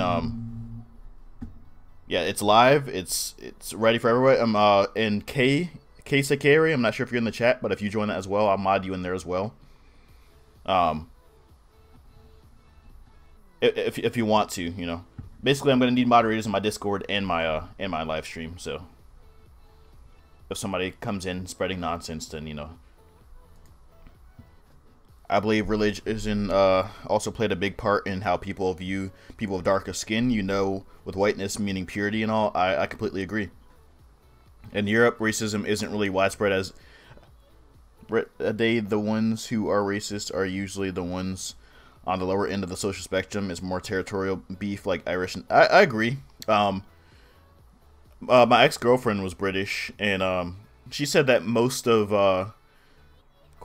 biases in England were national ones. Like they didn't like immigrants. They didn't have beef with you know, people who were British and spoke English and grew up there and all that. But when people came from other countries, they had problems. So, not saying that it's any better, but the mentality. I'm just saying the mentality is different. Like in America, you know, like simply being black just automatically stirs up negative connotations. Colors can be used in a different context, refer to good or evil, whether you want to believe this or anything to do with race. It's up to you. Yeah, exactly. It's like even in the black community, the modern black community of today, having darker skin or having any features more similar to an African are generally viewed as a negative trait. If you see a person who's like really black, like really dark black, it's usually made into a joke, like, oh my god, the guy is so black, you know. But it's like when somebody's really white, among other white people, it might be like, oh, you need to get tan, but that's about it, you know. But being really dark is a negative thing for most black people and white people in our society, and I think it's a relic of the days of slavery and racism. Can I be a mod? Reggie, in order to be a mod, you must be active in my chat. Like, K is extremely... K Sekere is probably one of my most active viewers in my live streams and one of my most active participant or commenters in my videos. It's very rare that I go a day where I don't see him comment one of my videos. You know, like he's in other words, you just have to be really active. You have to be respectful. You have to follow all the rules. And you have to be ready and willing to patrol my chat. If somebody types something that gets blocked for review, it's your responsibility to evaluate that message and determine whether it's suitable to allow, you know. So I've only seen you on my stream twice. Maybe I didn't notice you, I don't know, but this is only the second time I've seen my stream. But Kay and a couple others I've already had in mind as mods for a while, so we'll see. Just keep doing what you're doing. What areas were Africans ahead of Europeans in before the 1400s of fall? What do you mean by ahead of? You mean like technologically? Before the 1400s, technologically, I don't think there was any way they were ahead of Europeans technologically, if that's what you're asking. Yeah, I saw that there were original black skin heads who did the Paki Bashing. I don't remember. I don't know anything about that. Are Asian people considered a type of white race? No. They're considered Mongoloids. Caucasoids, Negroes, Mongoloids. And Asians are Mongoloids. Ethiopia was probably ahead of most of Northern Europe. Yeah, most of Northern Europe, but most of Sub-Saharan Africa in general was ahead of most of Northern Europe technologically. Because even to this day, there are people in Northern Europe, you want to look it up, they're called the Sami, S-A-A-M-I, of Northern Europe. They're a protected indigenous group of people in Europe, and they're literally hunter-gatherers who live in teepees, so, or well, teepee-like structures. A lot of people don't know that, but yeah, there are still hunter-gatherer indigenous people in Northern Europe. So, actually, most of the Horn of Africa and Sahel was there with Europe technologically in the 1400s. I agree, or maybe not the Sahel, but I agree with the Horn of Africa and like Ethiopia were. But the Sahel, in a lot of ways, they were there technologically, but in a lot of ways they weren't. For example, they didn't have paved road systems or the wheel. As far as I know, they didn't have the wheel. I've done lots of research and I couldn't find anything on it, but they didn't have the wheel. But everything else, you know, like as far as like metallurgy and their economy and their infrastructures and stuff like that, then yeah. But I can be mod if you want. We'll see. Like I said, a lot of you guys are definitely people who I would trust as moderators. It's just, if you're a moderator, I want you to be extremely active in my streams. I want you to be that guy who, like, every time I stream, I see you there. Maybe not every time, maybe like, but the overwhelming majority of the time I stream, I want to see you there, you know? Simply because a moderator is a moderator, you know? It's not just like, oh, you're cool, here's mod, you know? No, a moderator is someone who patrols my chat and makes sure to keep the nonsense out of it. So yeah, that's just something to keep in mind. Like, you have a job within my stream. You're not just my buddy. It's just true, white skin is considered beauty and good, and dark skin is considered sexual in women and masculine in men. Culturally today, for us, yes. In our culture, yes, that's the general trend. That's how it was in Korea too. Like, I remember when I went there, you know, the girls, I mean, a lot of people didn't like black people, even whether you're a man or not. But the couple girls who I dated while I was there, they told me that pale skin or dark skin was bad if you were a woman, but it was good if you were a man. And most of the women around there were significantly lighter skinned than the men for that reason. They really made sure they wore like tons of makeup. They always carried an umbrella outside to protect their skin from the sun. Like, they bleached their skin. So you guys like to advertise TV. By the way, guys, I know mayonnaise, or was it mayonnaise? I forgot who it was. Michael Mike. I think it was you. Somebody. One of you guys asked me, "Am I intentionally ignoring your comment earlier?" I just want to stress it to you guys again. I'm not ignoring anybody's comments. It's just I'm getting a lot of messages, which is good. You know, keep going. Feel free to repeat your message if you need to. But the problem is it's like I can't really like, especially if I have a really long reply to one of your messages, I'm not going to be able to keep up. So it's just the inherent nature of the beast. I just want you guys to keep that in mind. It's just so if I do miss it, feel free to just ask it again, or, you know, I mean, don't spam like crazy, but do like what Kay just did, you know, mention me so I know whether you're talking directly to me or if you're just mentioning a general thing for the entire audience. Crap, is my stream lagging? Is my stream lagging for you guys?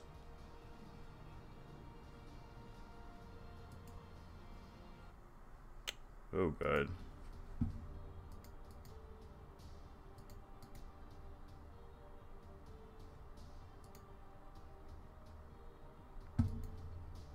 I'm not sure if you guys can still hear me, but my internet is being weird. Okay, there it goes. That was weird. Was my stream lagging for you guys? Oh no, it's all good, Michael Mike. Don't be sorry. I understand. It's just I'm just letting you know for future reference. If I miss your messages, don't take it personal. I just missed it. Simple as that, you know. How do people view alternate black media calling the government and the white people, calling out government and white people in general? Like I said, I think they're toxic, you know. I mean, some of them have valid points. I'm not gonna lie, some have valid points. But in general, I think it does nothing but stir up the pot more. Like, it just makes it worse. From nothing, when I saw your Kamasi video, I knew you were the future of African history. Thank you, Kay Sikeri. I appreciate that. Yeah, I could tell you know, you're really into my videos and stuff, and I appreciate that. Whenever I see comments from you, you and amongst others, whenever I see comments from you, it makes me happy because I know that you guys are truly committed to, you know, my channel. It makes me really happy just to know I have that support, you know. Do you think Mansa Musa was the wealthiest man in history? He was. He was. If you Google richest man in history, the first thing that's going to pop up is Mansa Musa. Like, it has been, surprisingly, there was even a documentary like on the Discovery Channel, I think. No, History Channel, talking about him as he was worth $400 billion US. Like, he was like the richest men in the world to this day, just to put in perspective, are like worth like what, I think 40 billion or 20 billion or something like that. He was worth $400 billion. even to this day, even to this very day, the gold mines where he got most of his wealth are still producing gold, and the salt trades, which at that time salt was as valuable as gold, those salt caravans are still going across the Sahara. They don't have as much of an impact on the economy as they did back then, but they're still there. And the gold mines, Mansa Musa's gold mines, are actually owned by European companies now. So that's why Mali's not really benefiting from it. Just a bit of lag. Alright. Yeah, I'm not sure what happened. I guess I got a little blip in my internet. What kind of music do you like? Yeah, it's still being a little laggy. I'm not sure what's going on, guys.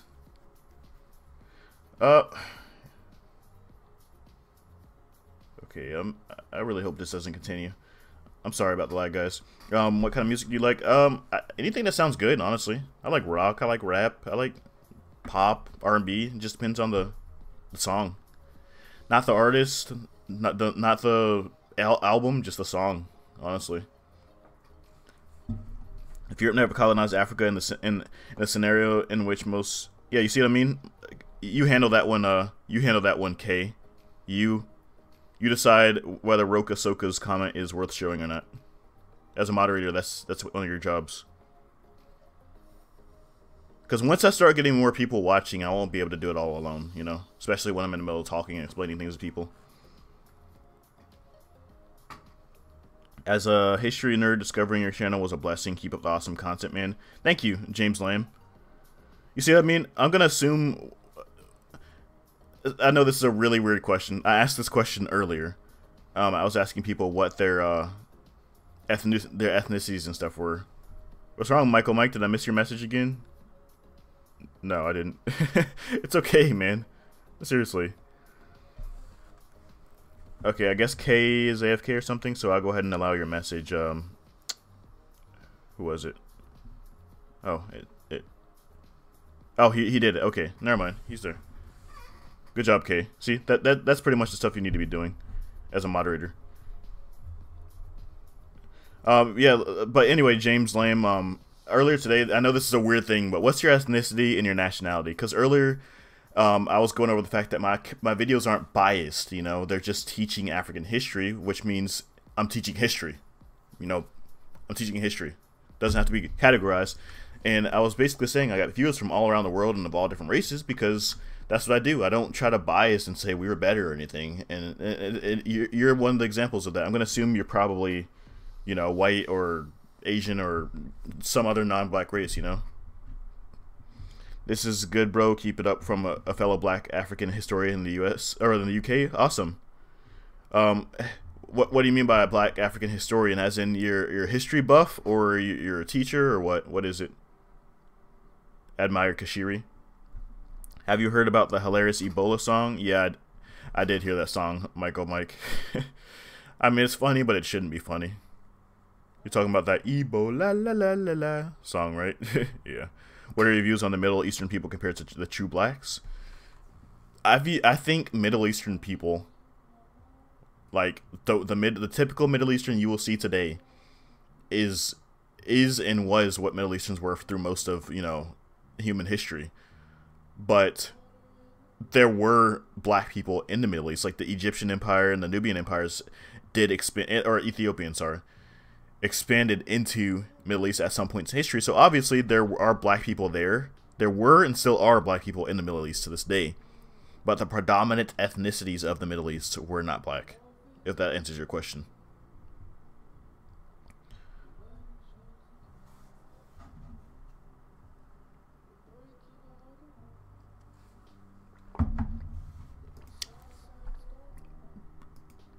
So that Discord, by the way, guys, please, like, don't make me beg. Please hit that Discord command, !Discord, and add that server to your list. You know, bookmark that server. I have text channels. I have text channels in the channel just for us people who are passionate about African history or history in general. I have the main court for, you know, general discussion. I have the trivia room, which I will be utilizing in the future for trivia competitions and stuff, where I'll be giving out prizes and stuff. So I have the trivia room for that. I have the debate room. These are all text channels, by the way. The debate room for, you know, debating, obviously. I have the African history discussion channel, and then the non-African history discussion channel. And then I have 3 voice channels. The Royal Hall, which is the general chat room. The trivia room for the trivia competitions and stuff. And then I have the patrons private quarters, which is for patrons only. So yeah, please guys, like, you know, go ahead and add the Discord. Even if you're only in there like once a month, just add it to your list and, you know, check it out, hang out sometimes, and, you know, chat with other people and brainstorm things, and, you know, just, if you got Discord, go ahead and add it to your list. Whoops. I don't know why it keeps doing that. Nah, I research Black history as you do and write books / comic with themes I've seen so far. That's awesome. Admire Kashiri, I think I know you from Historum, don't I? No, it's a song from Liberia called Ebola Eater and Don't Touch Your Friends or something. Oh, I haven't heard that one, Mikey Mike. Do you play Assassin's Creed Origins? And if so, what's your opinion on it on a historical basis? I have not played it.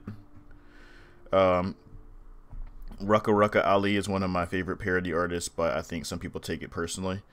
Yeah, parodies are cool if they're done cleverly, but some of them are just, you know, downright racist, so, you know, it depends for me.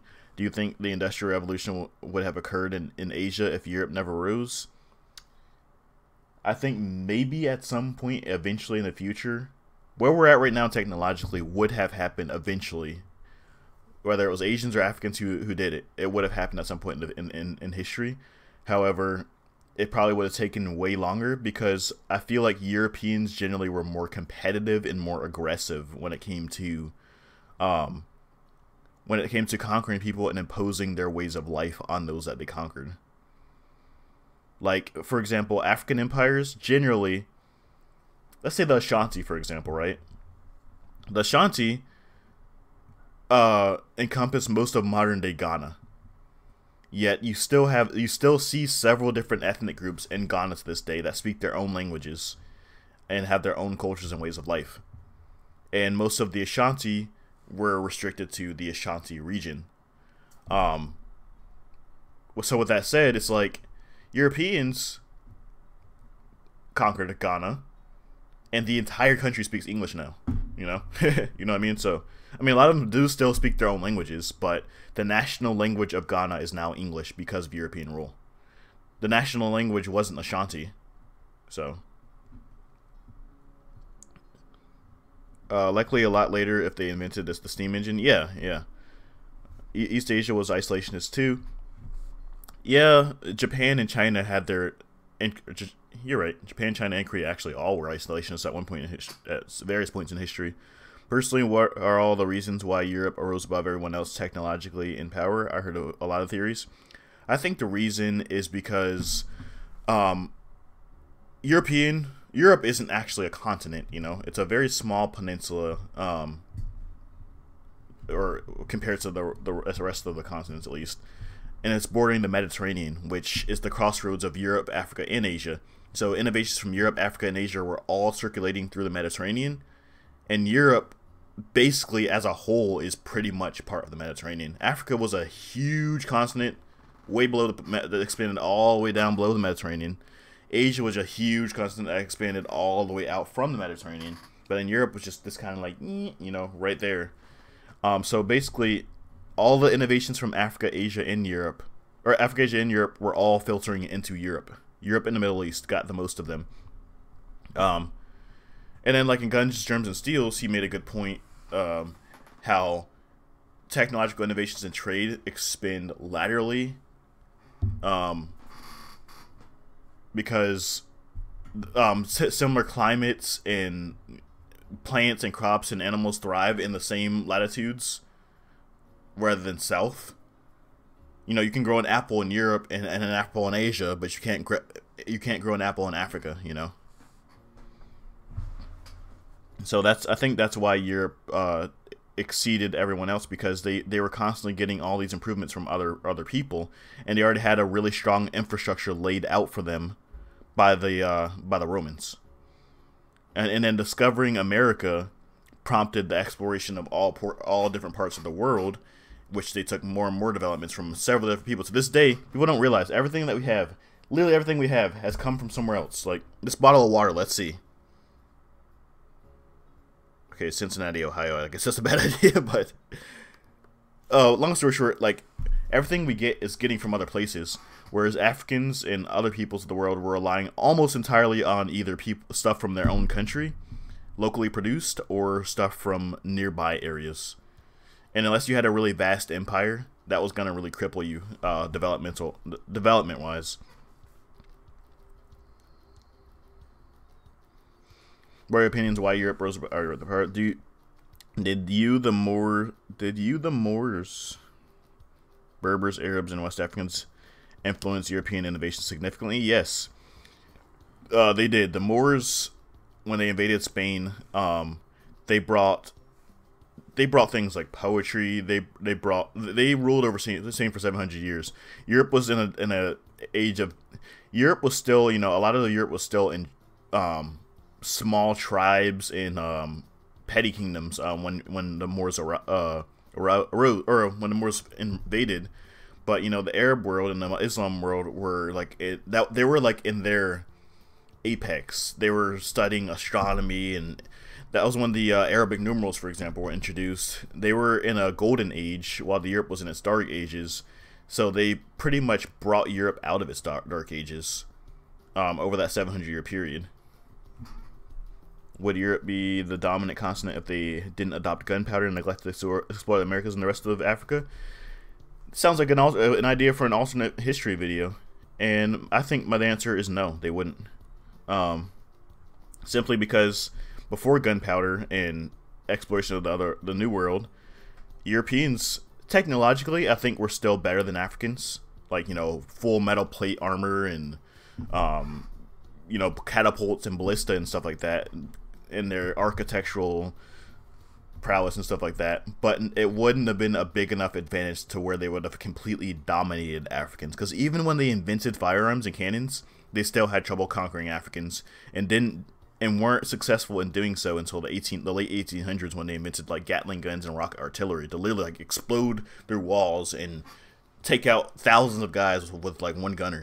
So what do you think about pro-blacks? I mean, pro-black, if you're up, like, you're encouraging your race and your race's achievements, your race's natural features, like Afro hair and stuff like that, cool, good on you. I'm okay with that. But if you're trying to say black is better, everything else is worse, you're building your people up by tearing other people down, then it's a problem. The Moors brought algebra and bathhouses. Yep, indeed.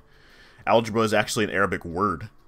And like I said, to this day, these numbers we see, 19 viewers, that 1 and that 9 that I see for my 19 viewers is the doing of Arabs, Before that, Europeans were using Roman numerals. So I heard that some African kingdoms tried to westernize, like the Ashantis, for example, but they failed due to British having interests in the region. That is true. The Ashanti and the Benin Empire actually have been documented. I wish I had the sources or the authors, or I could dig them up sometime. But they, the Ashantis and the Benin are two examples. They locally manufactured their own firearms at one point in history. This was back in like the 1800s, or earlier actually. They're making their own guns, but it was a lot easier for them to just sell slaves and trade them for guns to Europeans. So, the Benin Royal Palace also allegedly incorporated like European glass windows into it at one point, and then the Ashanti, oh my god, I can't remember.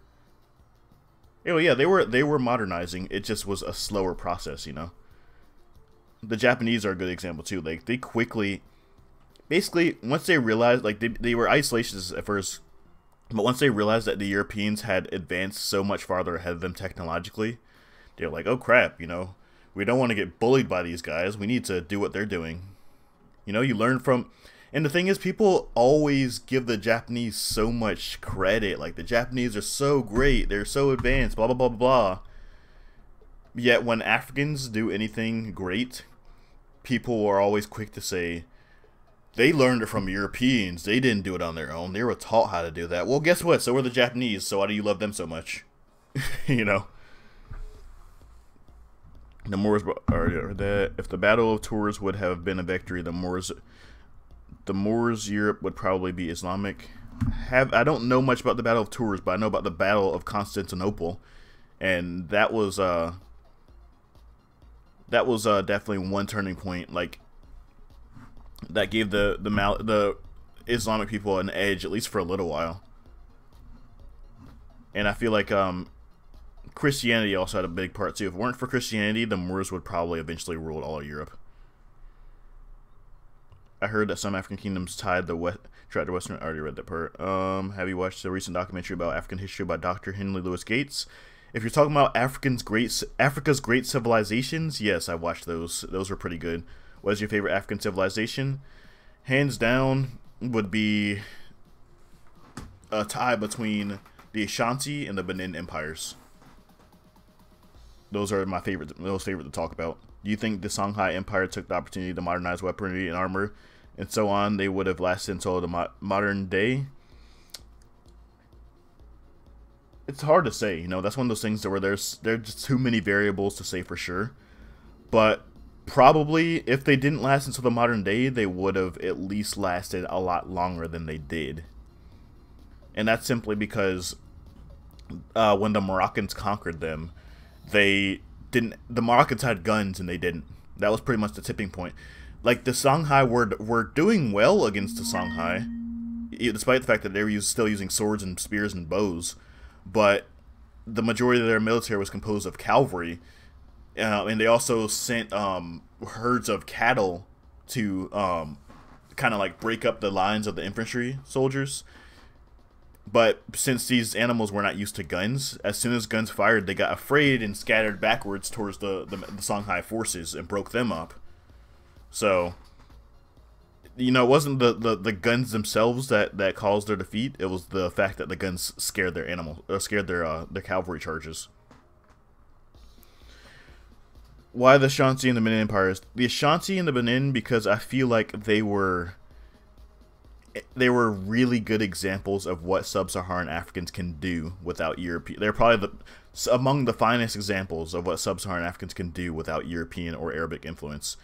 They were not Islamic, they were not Christian, they were not European, they were not Arab. They were sub-Saharan African kingdoms practicing sub-Saharan African religions. Yet they still built really strong and powerful and advanced civilizations. That's why they're my favorite. Speaking of westernizations, do you think that there was any way that at least one African kingdom could have westernized successfully like Japan? Yes. I think the Ashanti and the Benin are two good examples of that. The Ashanti were westernizing, just at a slow rate, but they were. But their main adversary to getting to that point were the Fanti, because the Fanti controlled the coastal region, and which, you know, is where they got all of their trade and their innovations and exchanges of ideas from Europeans. So, who do you think had better architecture, weaponry, etc. out of the Ashanti and Benin empires? I like the Benin weapons better than the Ashanti weapons, personally. Their weapons, their armor, all was amazing to me. But the architecture of the Ashanti, hands down, beats the Benin.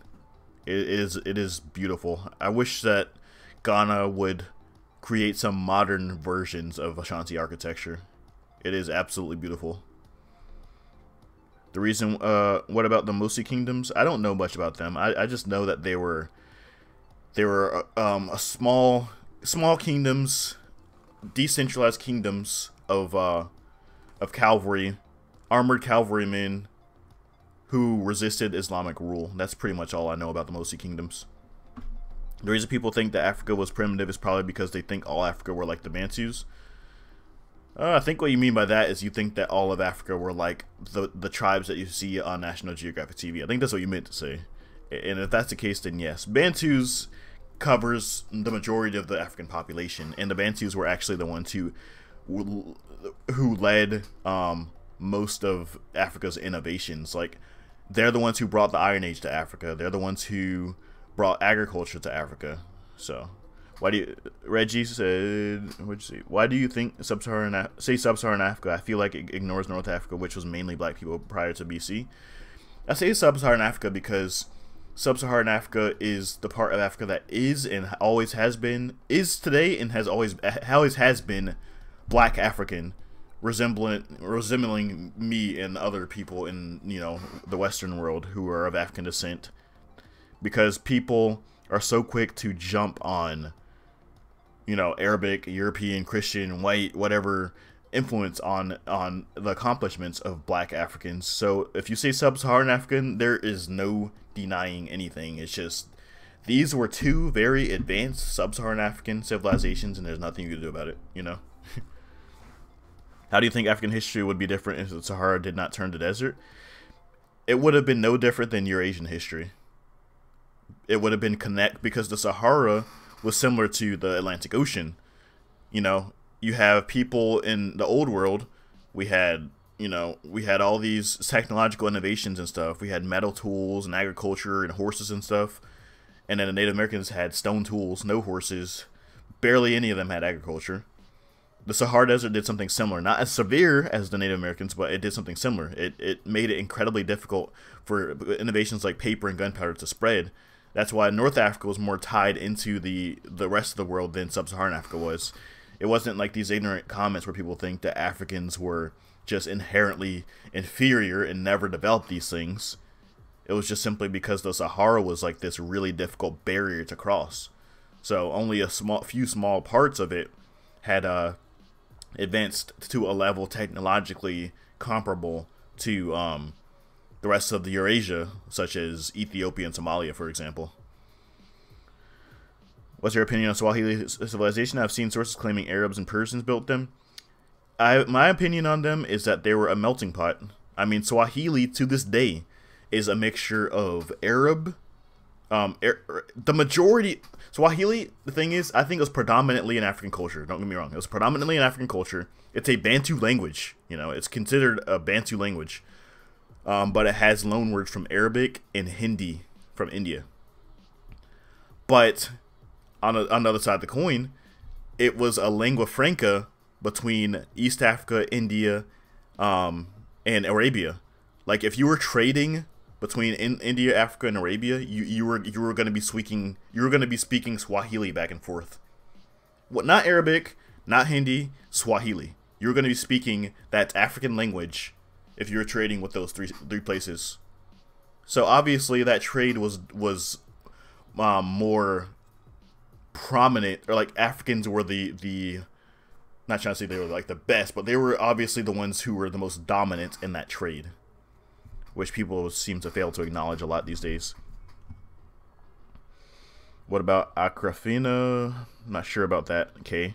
I see a lot as well. The Japanese actually banned wheel vehicles because of their Daimyo system, but they give Sub-Saharan Africans for crap for not having them. Yeah, exactly.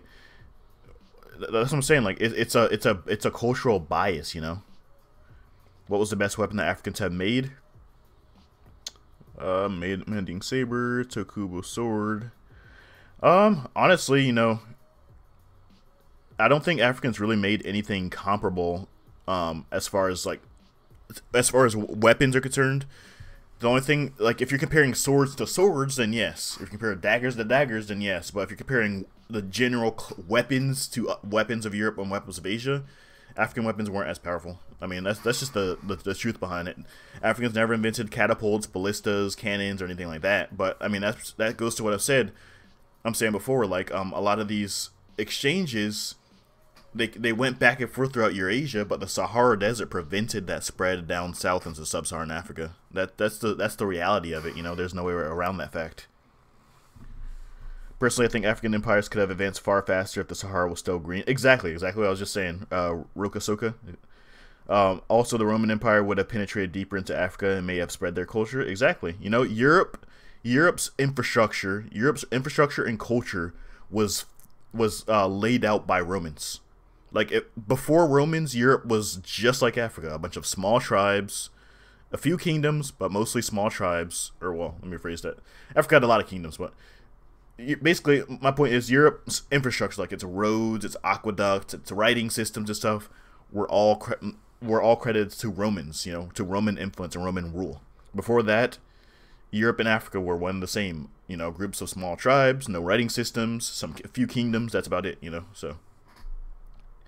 And then the Mali Empire did something similar in Africa to what the Roman Empire did to Europe. They brought writing, they brought literacy, they brought trade, you know, except Africa's a much bigger continent than Europe, so.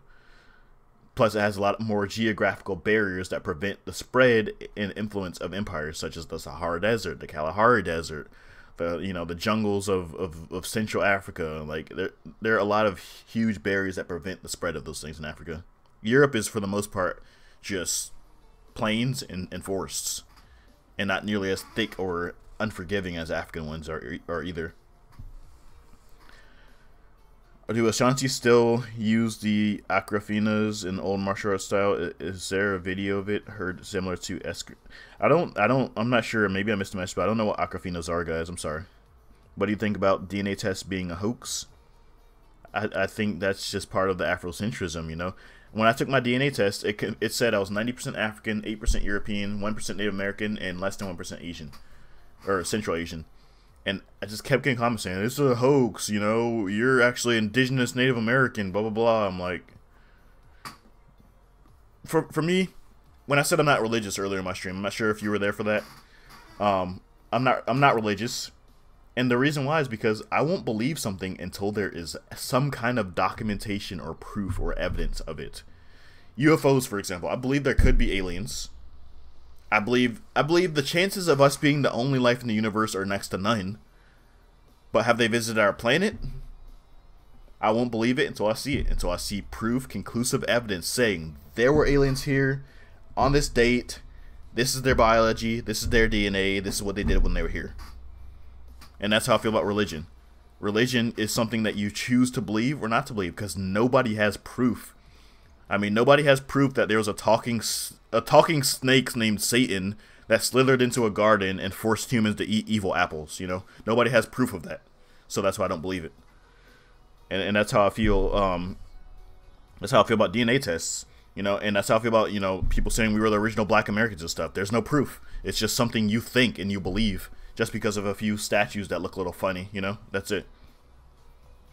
And the earlier Europeans weren't tribes in the Bantu sense. They were affected by the Bronze Age and were a challenge even for the Romans. Well, the tribes of Africa were Iron Age, though, you know, and they were a challenge for Europeans too. It took the Europeans until the 19th century to actually be able to realistically conquer Africans. For that reason, have you ever heard of Dar Tichet in Walata? I've heard these pre-Ghana empire city-states traded with Carthage in North Africa and might be Macrobian Ethiopians mentioned by Herodotus. I've heard of them as well. I'm actually mentioned Dar Tichet in my next video that I'm working on right now. Hopefully it'll be out in the next couple days. They are basically stone settlements in West Africa, contrary to most West African cities being made of, you know, primarily mud architecture. And they're some of the most ancient sites in West Africa, but nobody's really sure exactly who built them. So Bantus aren't primitive. There are primitive Bantu tribes like Zulu. Yeah. Bantu encompasses a lot of the African continent. You can't really group them all up together. But Bantu people, most of the large kingdoms of Africa were Bantu kingdoms of sub-Saharan Africa. Like they were probably, if you put a Bantu kingdom if you pitted a Bantu kingdom against a pre-Roman kingdom, they'd be fighting toe-to-toe for the most part. I think the only advantage that a European kingdom would have over most Bantu people would be armor. You know, Europeans traditionally have used armor for, you know, millennia, but for the most part, most Africans didn't wear armor. Oh, and Bantus had iron tools. I mean, Europeans were in the Bronze Age back then, so.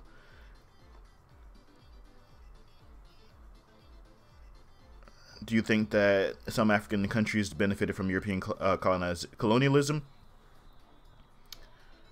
That's subjective. I mean, maybe, because I mean, not all of Africa was like some utopia where everybody loved everybody. I mean, some places were probably at war, and Europeans probably kind of regulated that. But for the most part, really all colonialism was a tick that was attached to Africa, and so they could just suck all the blood out of it and benefit them, you know? Like, the borders, the boundaries, the infrastructure, the railroad systems, all that stuff was catered specifically to milk as many resources from the continent as they could in favor of European nations. They weren't designed with the people of Africa in mind. Ever hear of YouTube blacks like Black Authority, Jason Black, and Black Truth Forever? Professor Black Truth, what do you think of them? I haven't heard of any of them. Have you heard of Tommy Sotomayor? I heard someone bring him up in my last stream, but yeah, I never heard of him other than that. Do you believe that out of Africa theory? Yes, because the most genetic diversity in Africa, or most of the genetic human diversity is found within Africa. And generally, the place where there is the most genetic diversity of a species means that's where it started off. Like, for example, bananas. There are like several different species of bananas that all live in Asia. But there's only a few in Africa, a few in the Americas, a few in Europe. Or, well, I don't think there's any in Europe because it's too cold, but the point is, the nuclei of a species is always going to be the most genetically diverse. And, one group's going to expand out to one area. 2 or 3 groups are going to expand to the other. One group's going to expand down here. But then that, like, several hundred groups is going to, kind of slowly trickle out into the area where they started off. That's how the human race was. In southeastern Africa, that's where the most genetic human diversity is found. In regards to African history and media, why do you think Western blacks and Africans don't work together to do films and Euro and white Americans do? Seems like it would solve a lot of black representation too. That's exactly what I was saying before when I said that blacks aren't African Americans, we're American. It's because culturally, blacks are more similar to white Europeans and white Americans. We're not very culturally similar to Africans. So for example, if a black person makes it big in the US, they're probably going to focus on American things. They're going to focus on football. They're going to focus on gangs. They're going to focus on black American stuff, They're not going to know anything about, they're not going to know any. For example, I actually said this in my last stream. If you go to the home of an American, they're probably going to offer you, hey, are you thirsty? You want a soda? You want a beer? If you go to the home of a West African, it is customary, in a lot of places, more specifically probably like rural areas, for them to offer you a cola nut. Like, we can't relate to cola nuts, but you can go to Europe or America or Australia, and getting offered a beer or soda is perfectly normal, so. Gotta head to work. I enjoyed your stream. Keep up the good work. Thank you, not Bruce Wayne. Appreciate that. I'm glad you enjoyed the stream. If you were to make a film or video game about historical African kings/kingdoms, gods, which ones would you choose? I'd probably focus more heavily on Yoruba mythology. That's my most. I love the Yoruba Orisha pantheon. That's one of the most interesting ones to me, and I love the whole. It's a very complex religion. It really, it just surprises me that Roman mythology is so much more popular, and this one's like pretty much unknown, even though it's just as interesting and intricate. Kente cloth, and if you do, would you ever wear one in your streams? K Sekire, yes. Answer is yes. I want a costume for my stream. As you can tell, the whole theme of my stream is the Empire. Got the Empire. My subscribers are the Imperial Army, and every time somebody subscribes, I'm sure you hear it. You hear like the war gems, like doom da doom, and it says like, "K Sekire just joined the Imperial Army." The whole that's what I want this theme to be. And for now, this is just a filler. This hoodie I'm wearing, but I plan on eventually getting like a full blown. I already have something good in mind. I'm not gonna. Yeah. See, there it goes. Somebody just subscribed. You see what I mean? But like, oh, I'm assuming you probably unsubscribed and resubscribed. Lichen. But yeah, anyway, I have a costume. It's something in mind for a costume already. Kente cloth. I love the way kente cloth looks, but it would just be a lot of work, in my opinion, just having to learn that and wrap it a certain way and all that. So I got something else in mind. Would be great to see. I'd love to see you use the Aquafina. I guess I keep missing the thing. Somebody mentioned me what Aquafina is, because I missed it like 3 times. I'm sorry. Somebody mentioned it to me, and then I'll definitely see it. Will you ever do biographies or famous Africans like Idi Amin, Haile Selassie, or Shaka Zulu? I might in the future. But also guys, just remember though, you know, not trying to shove this in your face all the time, but if you want to submit video requests, if you become one of my patrons, a tier 2 or tier 3 patron, tier 2 patron, your requests will get front loaded for my next video ideas. If you're a tier 10, or sorry, a tier 3 patron, your video will be my next video. Period. Doesn't matter what I'm working on. If you pledge tier 3 patron, your next video is gonna be mine. Your idea request is gonna be what I'm gonna do. So, I mean, I got 3 patrons right now. I'd really appreciate you guys' support to help me out. I want to be able to do these videos full time. Not have to worry about anything else. Just always be here, able to stream for you guys, live stream, answer your questions, make awesome videos. Like, that's my ultimate goal. And, you know, becoming a patron, donating, you know, clicking that super chat button at the bottom of the screen, or the links within the description. Like, all that stuff is going to contribute towards getting me there. So, yeah. And at the same time, I want to do something for those of you who do support my stream. And that will be, you know, like front loading your video ideas, for example. And in the future, I'm going to have you more incentives as well. So I got some really cool stuff I've been thinking of. I'll inform you guys on it later, but I got some really awesome stuff I've been planning out.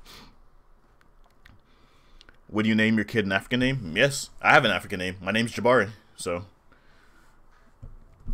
I know it kind of, there's a lot of controversy behind that, but I would do it, you know. I'm not going to name my kid John or Michael or something. A cola nut is better for you anyway. It won't blow you up like a beer and isn't full of sugar like a soda. Exactly. But, you know, most Americans are going to be like, what the hell is a cola nut? You know, find the blackest American down in like southern Mississippi and ask him if he wants a cola nut, and he probably won't even know what it is. So, have you ever seen the movie Zulu? I love Zulu charts in that movie. I saw an old Zulu movie from like the 70s or something. Sorry, I thought my cat was crawling up behind my chair. Aquafina is an Ashanti sword. Oh, is that the one with the, it has like the handle has like the 2 like spherical bulbs at the end, and then it has like kind of like a cutlass, like, or a machete shape to it. Are you confident that Rwanda will still succeed in the future? I think any and every society will succeed at some point in the future. Simply because chaos naturally organizes itself over time. A lot of people fail to acknowledge Europe was in a state of chaos through most of its history too, but since they're at a spot where they're comfortable now, after, you know, conquering other lands, it's like a hair or something on my eyelash.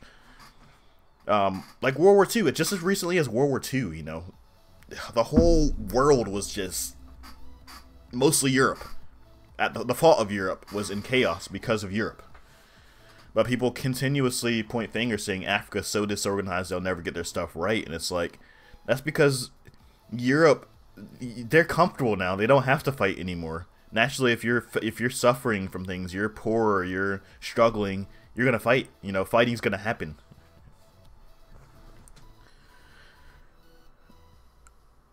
Aquafina is a gold-hilted Ashanti sword.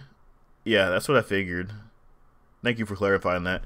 Do you think Afrocentrics are good or bad? I think they're bad. Thing is, though, what I'm beginning to notice is I'm getting 2 different definitions of Afrocentric. My view of Afrocentric person is they view African stuff, African people, African societies as the center of everything. Everything evolved and grew and happened from Africa. The world would not be what it is if it weren't for the contributions made by Africans. We're the best. We're the epitome of what you want to be. Similar to Eurocentrics, how, you know, they view like everything has to be validated through Europe, you know, or European historians, European accomplishments. Other people say Afrocentrists are just people who promote black history and black culture. Which, you know, if that's how you are, cool. But if you're the one that, the former, the one I described, the one that I define as Afrocentric, then it's bad.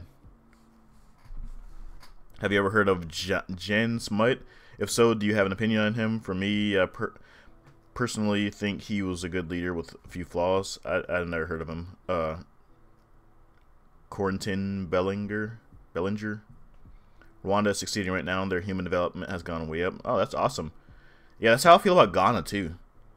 Like, me and my girlfriend plan to visit, you know, Ghana one of these days. Like, that's like, hands down, if somebody says, hey, do you plan on visiting an African country? Which one? Ghana. Right away, hands down.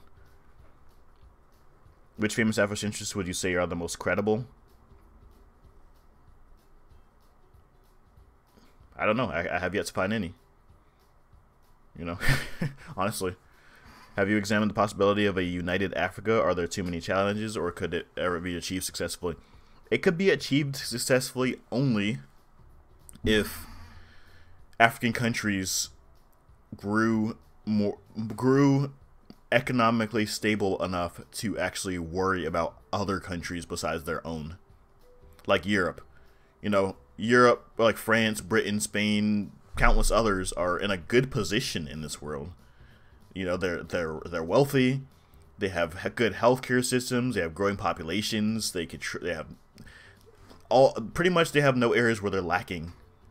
Africa, you know, a lot of the countries, they can't even keep power on in their homes, you know. So naturally, if you can't even take care of your own people, you're probably not going to care about other people's people, if that makes sense. In Ghana, you will get brutally bullied if you can't speak your own native language, such as Akan Twi. I've seen it happen even if you come from Europe or America. Yeah, that happens in other countries too, though, you know. Well, maybe not brutally bullied, but it happens. Like, I see a lot of Hispanics here who can't speak Spanish, and people make fun of them. Or other Hispanics make fun of them. Do you think whites and other non-blacks can say the N-word? I hate the N-word, period. I hate it more when non-blacks say it, but more specifically white people when they say it. But I hate the word, period. And that's because, you know, the word is literally, the basis of the word is a word that white people used to denote blacks as being inferior or subordinate slaves. So naturally, it's worse if a white person says it, you know. That's what it comes down to. But I hate the word, period. I think it should be erased from my vocabulary. Like, I don't use it myself, and I hate when people use it, period. What's your opinion on African brain drain?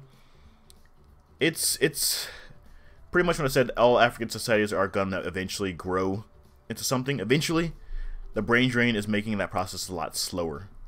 Because, like, when Africans are, you know, someone because a doctor or a scientist in Africa, for example, and they're only getting paid, like, they're getting paid, like, next to no money for it, naturally, they're going to want to move, you know? They're going to want to take their talents elsewhere to a country that's going to appreciate it and pay them a decent paycheck for their, you know, for their efforts and their accomplishments.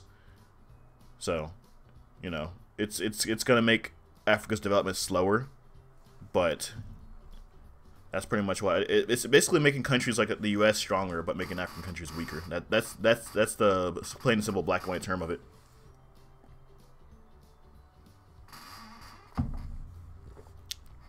What do you think of Dr. Hendrik Clark? Can't say I've heard of him, Roka. Mugabe is no longer president in my home country, so I'm sure development is gonna begin there soon. Where's Mugabe? Who's he the president of, or who was he the president of? What are your thoughts on Malcolm X? I discussed this a little bit earlier. I think he had some good points. He was a very smart man, but he just poorly executed his points. What are your thoughts? Oh, Zimbabwe? Okay. Yeah, see, sorry guys. See, I'm not perfect. I don't know everything either. I know a lot, but I don't know everything. So, and what I do know, I like to teach it to people who don't know.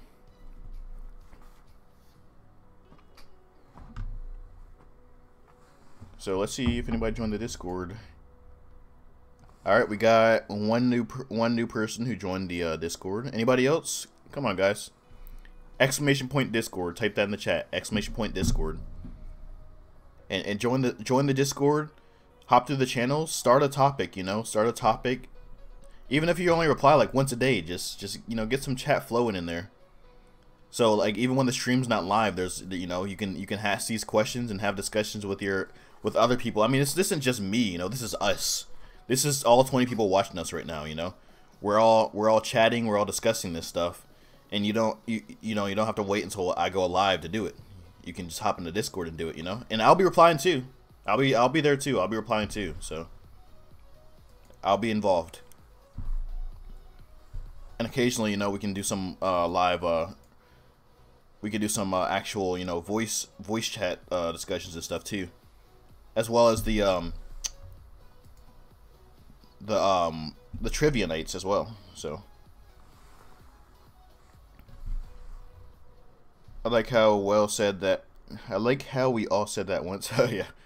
Thank you for answering questions. No problem, Keith. I do my best. Sometimes I just can't keep up with everything. Have you ever wondered if AIDS epidemic in sub-Saharan Africa was completely natural occurrence, or if it was man-made? I'm sure we all wondered that.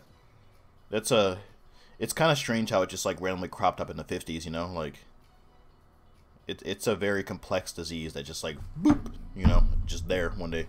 But I mean, the same can be said for other diseases like the swine flu, for example, but that wasn't nearly as bad as HIV. So what would happen if a large number of black Africans settled in the Americas before Columbus? How would it change history? Rokasoka, the video that I'm working on right now is literally what you just said. So you'll see in a few days. Do you think black people can be racist? Yes, everybody can be racist. It's just I think different races have their own reasons for being racist. White people are usually racist because they genuinely feel like they're superior to blacks. That's usually the main reason.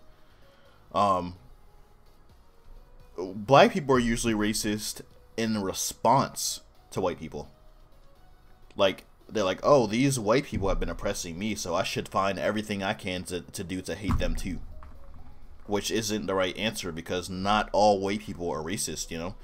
Just because you meet one racist guy doesn't mean you should hate all people who have the same color skin as him. I was saying a Nigerian company has begun a project to make 3D film about thunder god Shango. Have you seen it? I have not.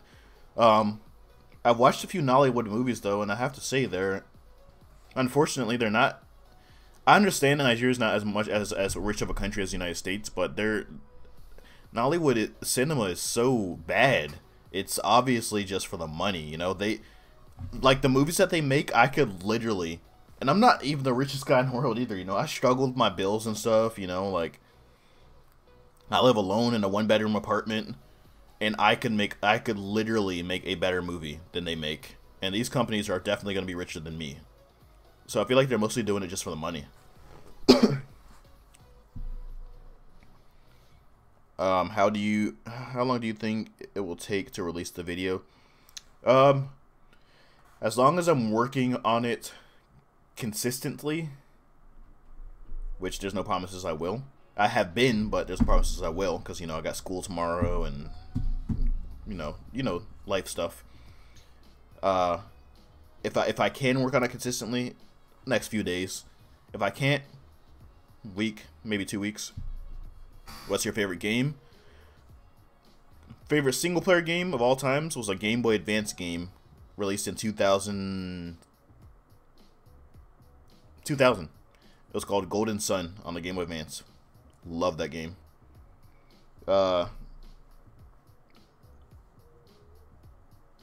I notice a lot of whites have deep fear of black people, kind of like they think that they will do to them and what have done to us. Is pretty pathetic, to be honest. I mean, it was the same in Asia too, you know.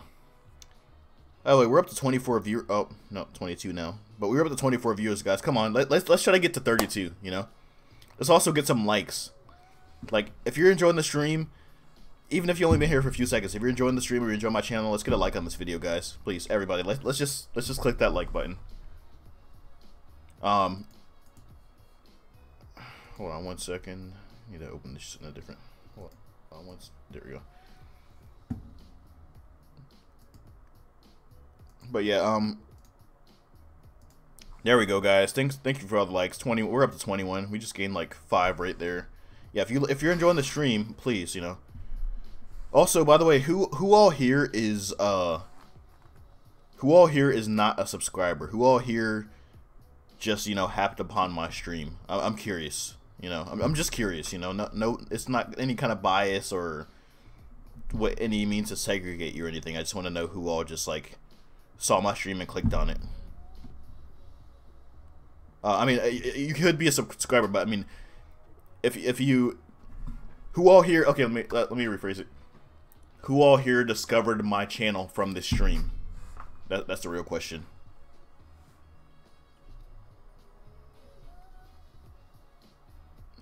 What makes you think that? And please know, there are some Nollywood films of decent quality. Also, there's a really cool Nigerian zombie film, obviously low budget but good, called Ojuju or something like that.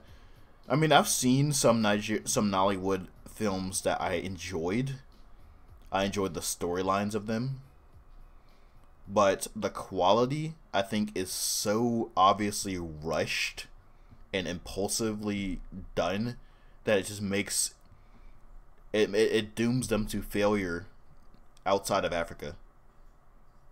Like if one company just took their time and really put some time and effort into building on the quality of the video, invest a little extra money, whatever, they could make some really good movies, but they don't. So, and if they continue doing this, just like, because they're feeling, like, I feel like the mentality for Hollywood is just to have a quota. Make movies, make movies, make movies, make as many as you can. When in reality, it should be, make a high-quality movie, make another high-quality movie, make another high-quality. If they did that, they'd be competing with the West right now for movies, you know. Do you bother to debate racist trolls online, specifically in the alt right now? Don't know if you know them. I had, in my live stream, I've had one racist so far. Maybe two, I can't remember. I've only had to ban one guy, surprisingly. Didn't bother debating, his messages popped up, they got blocked for review. They're obviously racist. Well, one of them was somewhat racist. And I warned him, I'm like, hey, you know, we don't talk like this in this chat. But the next one was obviously racist, and they got blocked for review. And I was like, you know what, ban, you know. I had no mods. Right now, I still only have one mod. That's Case of Carry, everyone. So, you know, respect his authority. But anyway, if they're racist, if they're obviously racist trolls, I don't reply at all. If I read the message and the first like 3 lines of it sound racist, I don't even read the rest. I just exit out of the comment. If they say something like, if they say like Africans never had any cities before Europeans arrived or something like that, then I will reply, because it's like, I feel like the comments like those are why this channel exists in the first place, because people think that, and I feel like people legitimately just aren't educated enough about African histories to know otherwise. So when they say that, I'll reply saying like, yeah, they did have cities, you know. I'll name a few. I'll be like, there's Kumasi, there's Benin City, there's you know, there's Oyo Ile, like there's Kano or the Hausa, like I name all kinds of cities. And then after that, they'll be like, oh, those were all villages made of, you know, huts made out of cow crap, you know. I'm like, okay, well, whatever. Not replying anymore. Have you... Nollywood is bad, but it's not a Nollywood movie project. It's more like 3D, as in like a video game. It's called Dawn of Thunder. Haven't heard of it. I know there's this one game called Orion, I think. It's a 2D side-scroller made in Congo. It's pretty cool. I didn't really bother buying it though, because I'm not really into 2D games, but it's cool that, you know, an African company actually produced their own content based on their own culture for once. It's a good step in the right direction. What is the country outside of Africa that you find the most interesting? Well, I wouldn't say this is a country, but when it comes to a culture that I find the most interesting outside of Africa, it would definitely be Mesoamericans. Hands down. The Olmec, the Maya, the Aztecs. I think Nollywood's crappy movies are increasing attention and industry expands, so they maybe at some point they will have better options. I think the only thing that will change that is competition. Competition among other African movie producers who are like, hey, these movies look like crap. Let's make our own better movies. And then Nollywood's going to be like, oh crap, their movies are better. We need to make ours better too. And eventually they'll catch up to the Western world. I'm hoping that's what happens. But right now they have no competition. You know, they're just they have the monopoly of and their monopoly is composed entirely of crappy movies. So surprised that Zinmei Nyangzi isn't here. I blocked that guy like a year ago. Have you ever heard of Thomas Sankara? No, I have not. Or that Jesus is the Lord. Yeah, Jesus Christ is the Lord. I blocked him too. Like a year ago. He's made multiple accounts. He literally made an account called, I'm not gonna say the word, but the N-word came from nothing. That's the name of his new account. That's how determined he is to troll my channel. And I immediately blocked that account too. He made that account saying, why'd you block me from nothing? And I blocked him. So.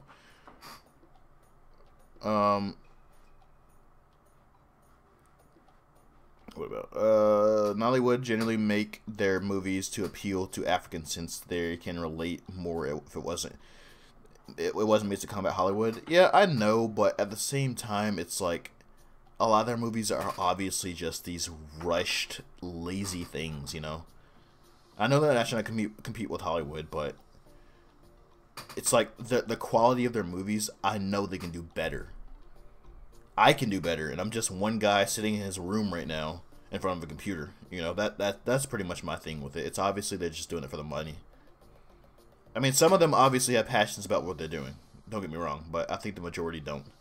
How many pagan African cities were made out of stone? Let's see. There was the Great Zimbabwe. There was Dar Tichet. There weren't a lot. There's Mapungubwe. Kilwa. Actually, that was Islam. So there weren't a lot, and that was simply because most cities in Africa were in Western Africa. Most non-Islamic cities were in Western Africa and Central Africa, and those areas lacked much natural stone. Like West Africa didn't have a lot of natural stone, so mud was like the cheapest and most convenient way to build. Building stone would have required importing it from like hundreds or thousands, even thousands of miles away. It's like here in Florida, for example, we have no stone whatsoever. There is literally no stone. I can pull out a shovel and dig a hole like 50 feet wide and 50 feet deep and not find one rock.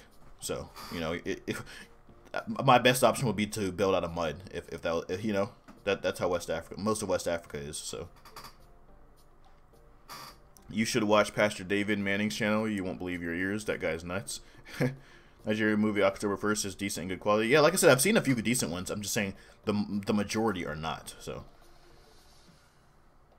oh, those trolls, I debunked their nonsense on your other video.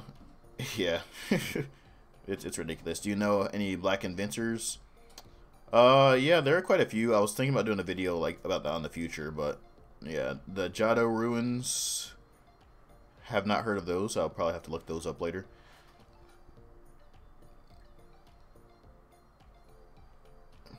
But yeah, guys, just keep dropping likes on my videos though if you enjoy it, please. You know, if you can't support me through donations or Patreon, you know, likes on my videos, share on my videos, post it on your Facebook. You know, get your friends and your buddies and your families to you know, check my stream out. You know, likes, shares, comments after this thing gets archived. It all helps. It all contributes. Like I would really appreciate it.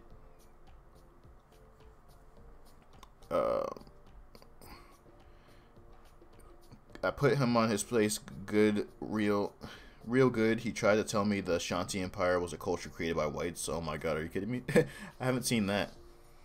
What pre-European and Western Southern African writing scripts existed? There were a few. There was in CBD of Nigeria, believed to have been created by the Igbo people. And there was the Get Ease of the Get Ease script of Ethiopia, which is actually still in use to this day. Like the primary script used by Ethiopians is Get Ease, and it's what the kids learn in school, and it's what they do their homework in. You know. There are a few others, but none that really took off. The only indigenous African script that is still in wide use to this day, and used as like the national script of the country, is Get Ease of Ethiopia. The guy who is said to invent peanut butter didn't actually. It was some French Canadian, but he helped agriculture recovery in the South, I believe. Talking about George Washington Carver. Yeah, I've heard stuff like that. I mean, I take that with a grain of salt, though, because people are really quick to debunk African inventions or black inventions. There's stone ruins in Niger. Yeah, I know the Sao people of the Sao people, who were the precursors of, like, you know, the Kanem and Bornu empires, had walled settlements all throughout the Lake Chad region, which I'm going to be doing a video for later for one of my patrons.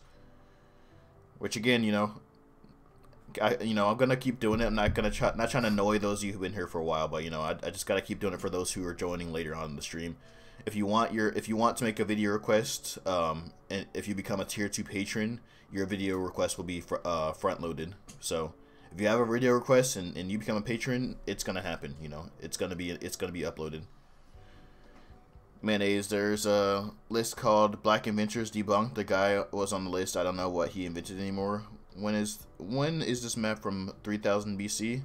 No, I think it's from the, I want to say like the 15th century. You're talking about the map on my stream, right? I'm pretty sure that's from the 1500s. Pretty much how Africa was like when Europeans first got there, like before they colonized anything. That's how Africa was. There are a lot of black inventors. They aren't debunked, but they actually did it. Quite a few medical inventors. Do you watch extra credits, and do you watch extra history? I've watched extra credits before. It was a long time ago. I barely remember it. It would be awesome if a movie about Candice, Queen of Nubia, fighting against the Romans was made. I hope Black Panther leads to more films like this. Me too. I really hope so as well. I wish I mean, we need more movies like that in general. You know, like Black African civilizations movies. Like, you'll see a movie about, like, for example, the Germans defeating the Romans, you know, but we never see videos of, like, or you'll see videos about Native Americans defeating Europeans, or, you know, cowboys versus Indians and stuff like that. You never see a movie where, like, the Ashanti defeat the British in battle. The Ashanti had some pretty impressive victories over the British. The Ethiopians had a pretty impressive victory over the Italians. You never see anything about it. Could you provide some information on the less known African kingdoms like the Great Fulo? Honestly can't, you know. I don't really know a whole lot about them. I know I've heard of the Great Fulo, but I don't know anything about them, honestly. Look up Black Inventors Debunked. Alright, so that I saw that video in my related videos tab, and I didn't bother clicking it. So the director of Black Panther plans on doing a Mansa Musa movie if BP does well. Black Panther does well. Awesome. All right. Where'd you hear that at? If you have a link to that article, by the way, or wherever you got the information from Godfrey, let me know. And I'll have my moderator temporarily allow you to post the link. K-Ray, as a moderator, if you hit the commands. You'll type in the command commands, and it'll give you a list of all the commands in the stream, including a few that are only usable by moderators. Like, some of the commands on the list are moderator only, and some of those will allow you to, like, temporarily allow links and stuff to be posted. There's a guy by the name of Sunjata Akita. He's Malian and teaches West African history. I recommend him. Sunjata Akita was actually the first ruler of the Mali Empire. I've never heard of his channel, but I'll check that out. Oh, we're up to 26 viewers now, guys. Let's go. Let's do this. That's the highest I've gotten since that one day where I went live unexpected. I got up to 32 that day. So if we can get there, today, that would be amazing. Like I said, you know, click the like button, share the videos to your friends and family. You know, if you're enjoying the stream, if you're genuinely enjoying this stream, click that like button, guys, please. Like, do me that favor. Let's get to 30 likes at least, you know, 30 likes, and 30 likes and 30 viewers. That's the goal right now. Share it on your Facebook, show your friends, put it on Twitter, whatever. There's a YouTuber making videos. I read that. Charlottesville, Virginia is what motivated me to start improving my knowledge. Charlottesville, Virginia. What about Charlottesville, Virginia? What do you think about white folks who call African research like you and me Kangs? That's exactly why we're talking about this topic today. I feel like Afrocentric viewers who legit feel like we was Kangs, we was the best, Whitey done stole all of it from us. I feel like viewers who, or people who are like that, are the reason why there are white people who assume that streamers like myself are like that, or video creators like myself are like that. They see so many people like that polluting the internet. Like, people like that, black creators like that are the most popular creators. They're the most popular black creators, and because of that, people they use them, because of their ignorant mentality, they view them as a shining example of what black historians are and what they're about. It's like an unfair bias against us. Did Ethiopia fight any more wars against Roman Empire, Ottomans, Turks, Mamluks? I don't think they ever fought against the Romans. The Romans actually revered them, and they actually named the Ethiopians among the world's most popular empires. They said the Romans, the Greeks, I think it was they viewed themselves, the Greeks, the Ethiopians, and I think one other empire, I can't remember. But anyway, they included Ethiopians in the list of the most powerful peoples of the ancient world.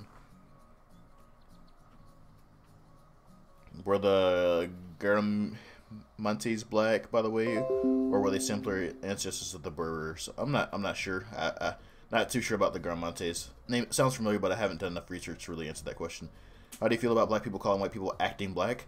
I think it's just as bad as a white person, or just as bad as someone telling a black person he's acting white. People tell me that I talk white all the time. It's ridiculous. It's like, I'm not talking a color. I'm speaking the English language in a way that sounds proper and comfortable to me. That's all I'm doing. I'm not trying to impress white people. I'm not trying to conform to any type of stereotype. I'm just speaking in a way that feels proper and comfortable to me. You know, and my girlfriend's the same way. You know, we had this discussion too. We both talk white, and she deals with the same stuff as me. She gets people call her out for talking like a white person, but we're like, no, it just feels more comfortable to talk this way. That's all it is. What's your favorite empire?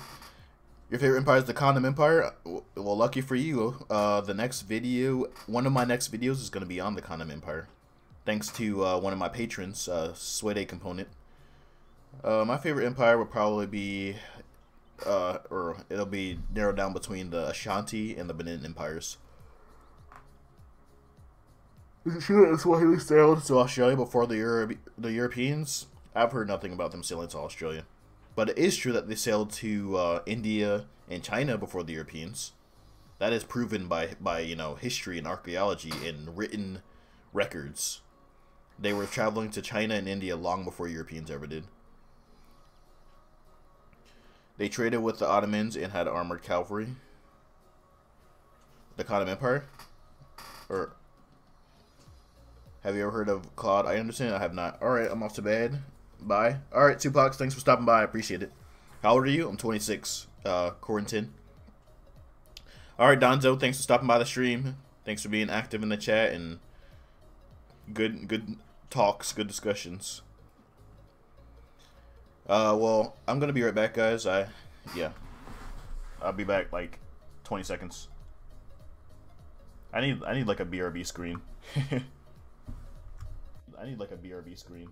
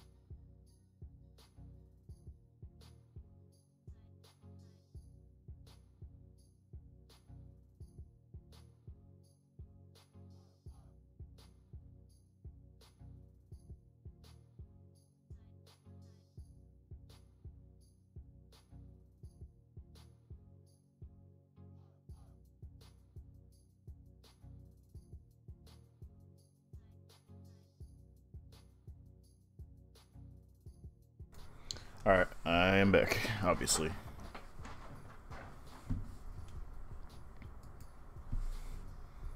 I like to see movies made about African civilizations like Longo and the Tassetti, drama movies like 300. Exactly, you know. I think that's what's ultimately really going to change the world of views and perceptions on Africa and Africans in general.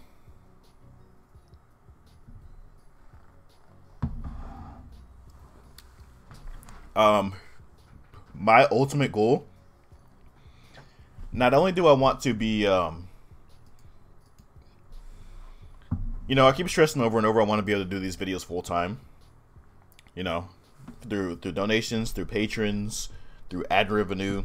I want that all to cumulatively make it to where I can do these videos full time for you guys, make better quality videos, stream more often, make videos more often. If I did this full time, every day I'd wake up, I'd be right on my computer working on something new, or turn on my live stream every day. If I could do this full time, if I had the money and the support, even if it's a $1 donation, you know, $1 patron, if I had all of that would contribute towards making bringing me closer to my goal of doing that. But anyway, my ultimate goal though is to not only become a full-time streamer and YouTuber, but to be able to make an animation. I'm an animator. So you know what? I'll show you guys some of my drawings. You guys want to see some of my drawings? I mean, if you guys don't want to see them, I'm not gonna show them to you. But I want to become an animator and make a historical fantasy animation based off of Africa, similar to something like Final Fantasy or Golden Sun, or you know, like Lord of the Rings, Game of Thrones. Yeah, show them. All right, you take care of that case, Harry, if you're still there. The message up for review. I'll be right back.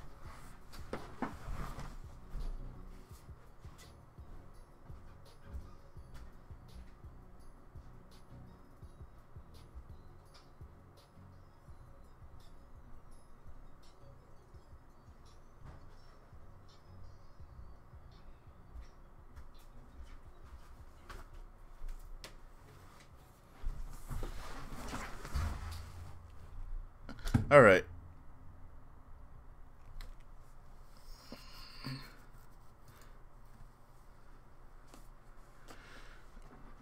All right, so let's see.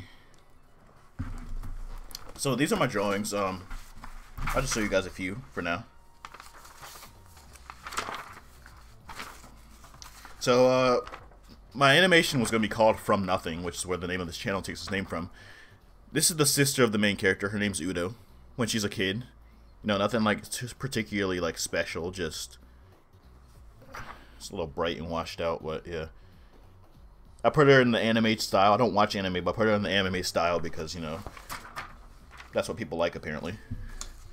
And then this is Kanaro himself as a child. And again, nothing special. They're just children. But then when he gets older. It's a partially finished drawing when he gets older. His armor and weapons are based off of those of the Benin Empire. Yeah, I did say that. It's anime style. My older ones were not done in the anime style. And this is actually the picture that you see whenever my stream is offline. I'm sure you guys recognize this, and also the main wallpaper of, like, you know, my Twitter and the cover photo, whatever you want to call it. Eventually I plan on doing like some images and drawings. This stream's gonna be a lot more in depth than what you see right now. I plan on doing some background pictures and drawings and stuff for, like, you know, like interior rooms and chambers of the palace or like the streets and stuff of the empire. But like full color pictures, like fully colored and edited. So like you'll literally see me like with my green screen. I'll be like walking around and stuff in the palace. It's gonna be really neat in the future, but it's just I'm gonna need to have time to do that as well. You know, art is hard. Art takes a lot of time. This is Kanuro on his Zorse. It's a half zebra, half horse.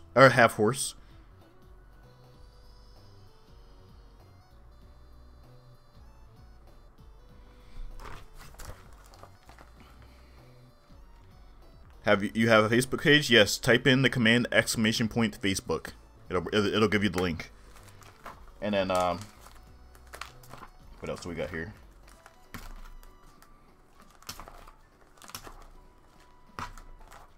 All right, you're gonna like this one, K. Ceteri. These are the streets of Kumasi before colonialism, before they were conquered by the British.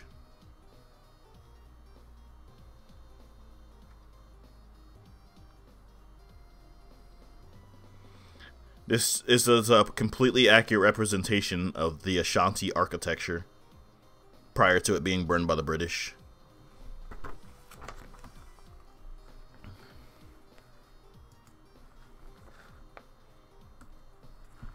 Timmy, wait, what are you guys doing?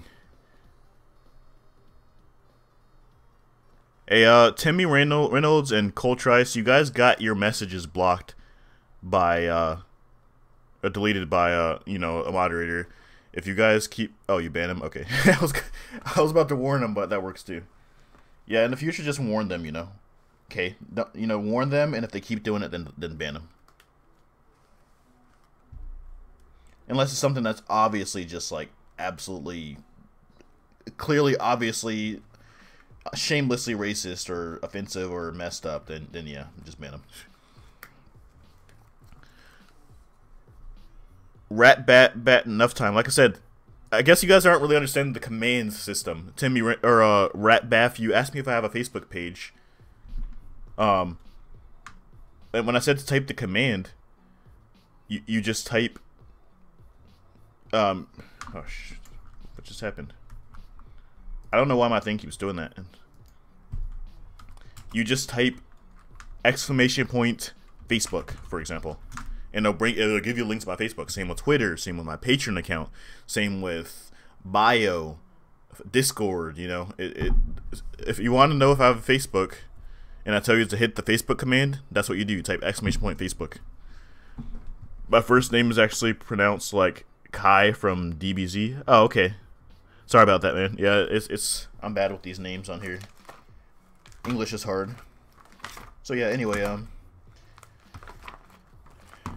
I made this full-blown comic book on,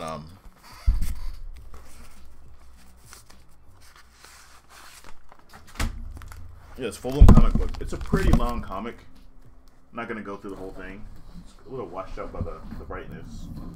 Yeah, I don't think you guys can even see it. But anyway, it's pretty long.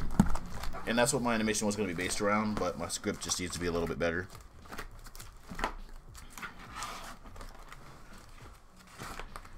And here's Ya Asantewa. She led the last rebellion of the Ashanti against the British.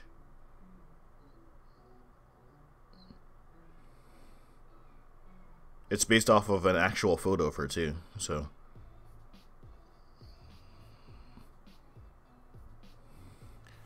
I heard you like video games well. Europe or Universalis 4 lets you play as African nations and can conquer the world if you want.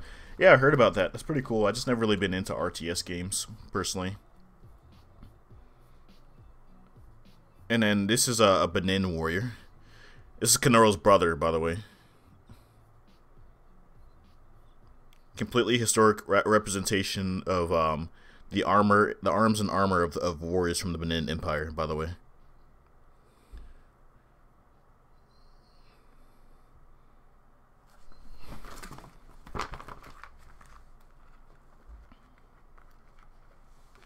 But yeah, I have this whole storyline planned out. It's just finding the time and the motivation and the resources to actually do the animation. That's the hard part. Like, that's the biggest challenge. The time, the resources, the money, the motivation. Mostly the money and the time are the biggest issues. But it's something that I really, really, really want to do. That's my ultimate goal.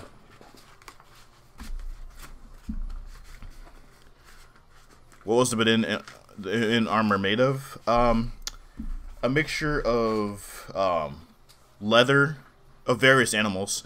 There was regular leather, pangolin pangolin skin, elephant skin, and rhino hide apparently were also used. And I think the helmets, some of them were even made of bronze. The armor wasn't, just to be clear, you know, it wasn't very strong armor, not by European standards, but it was armor nonetheless, which, you know, most sub-Saharan African nations didn't really wear armor in warfare. So it's pretty impressive.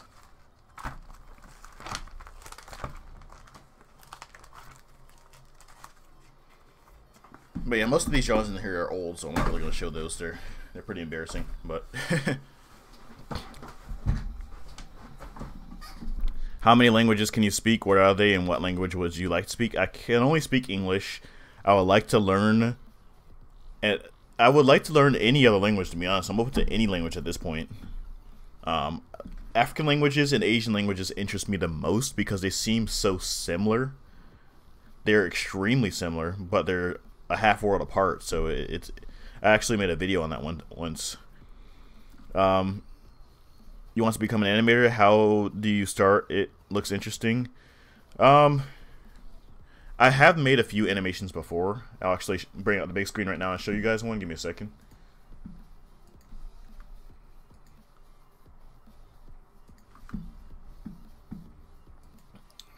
One second. Alright, so bringing up the big screen right now, and go ahead and check this out.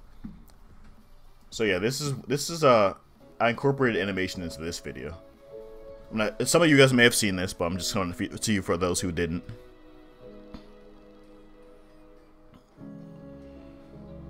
Hello everybody, it's Jabari here. When tourists visit sub-Saharan Africa, they often wonder, why are there no historical buildings or monuments? The reason is simple. Europeans have destroyed most of them. All we have left to go on are drawings and descriptions by travelers who had visited these places before their destructions. In some places, however, ruins are still visible. It's a pretty basic animation. Many cities had been abandoned into... Let me just mute the audio. But yeah, it's a pretty basic animation, but you know, that's what I was doing for a while, but these videos weren't getting very many views at all. But the amount of time I put into those animations was insane. And it's like, if I'm gonna be putting that much time into an animation, I'm only getting like 2,000 views. Like it wasn't worth it. So that's really the reason I stopped. And that's why I'm always stressing, you know, if I get the support, you know, to be able to put the more time and effort into the animations, then I would do it. But I can't, so it's just unfeasible. So yeah, let's put the big screen back away.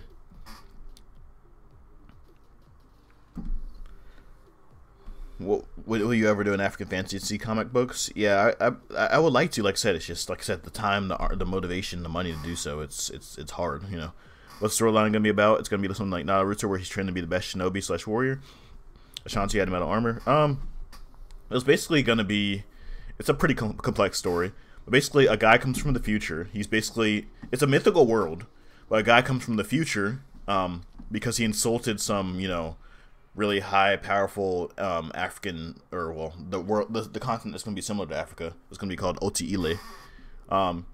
He insults one, and basically as a punishment, he sends him back into the past and doesn't allow him to return to the present until he learns to respect his ancestors.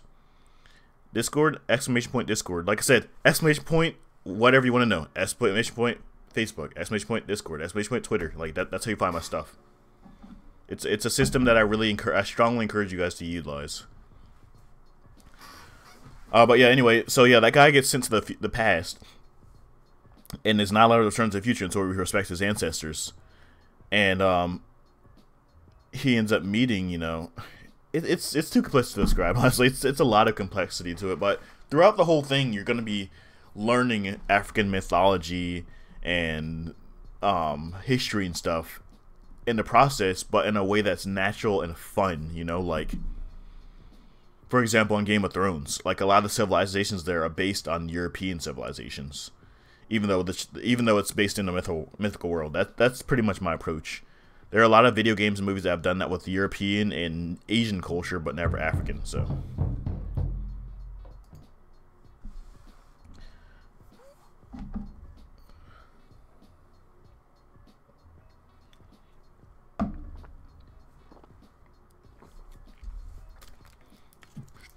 Yeah, there you go. See? Little potato. He has the idea. When are you going to start the information? Or the animation? Not anytime soon. It just takes way too much time, you know. Wait, I mean, if I get enough support, you know, if I get enough people, you know, becoming patrons and donating to my stream and stuff like that, that'll give me the time, the money, and the resources to do so. Right now, I don't have that. That's the reality to it. As little as anyone wants to hear that, you know, that's the reality of it. You know, that kind of stuff takes time, money, and I don't have either of those. So my green screen looks like crap right now.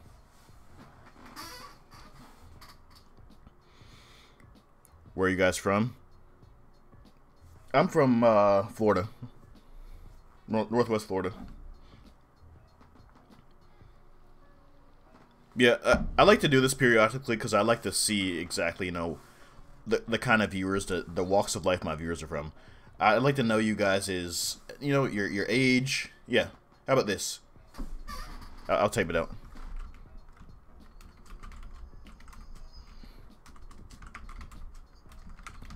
I just like to know the diversity of my viewers. It's something that's just I'm very curious about. I'm a black American, 26 years old, from Florida. So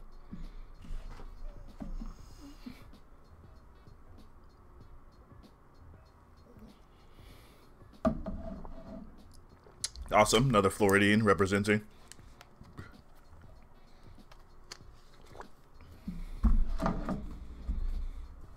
Well, you're definitely gonna get more support. You can count on that. You're getting subscribers by bottle load every day now.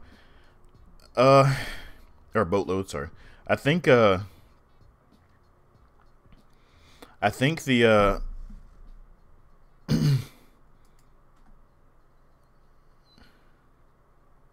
heck? Amish, yeah, that kind of language. I know you didn't mean it that way. I mean, I'm pretty sure you're black. I think I remember from last stream you're black. I don't like that kind of language in the stream, so please refrain from that. Thanks, Kay. Yeah, Kay, make sure when you ban people or time them out, just try to give them somewhat of an explanation.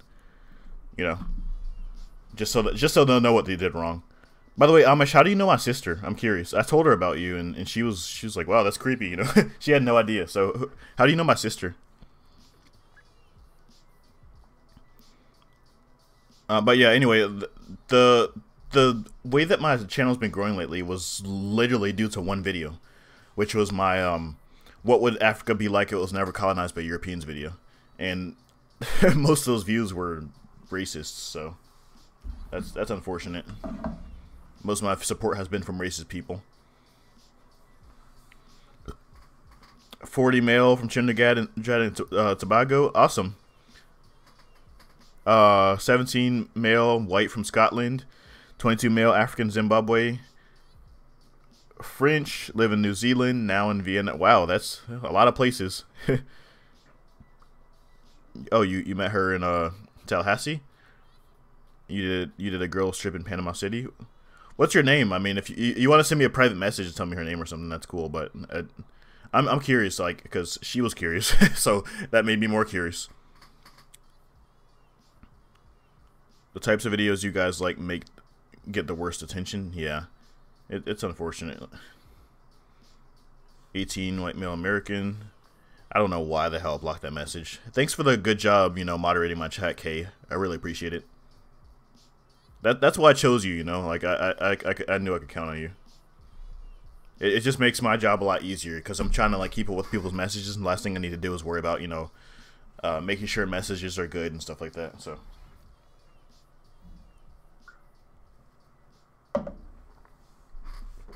18 male white American. What up, NC's never expanded to Southern Africa? Would Europeans be the majority down there, or a mixed race of people at least? That sounds like a video topic, but right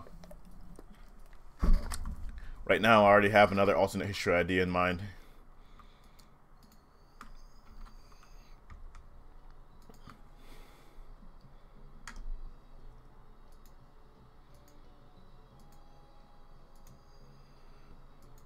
Sorry, give me 1 second. I'm just looking at something really quick. Okay, there we go.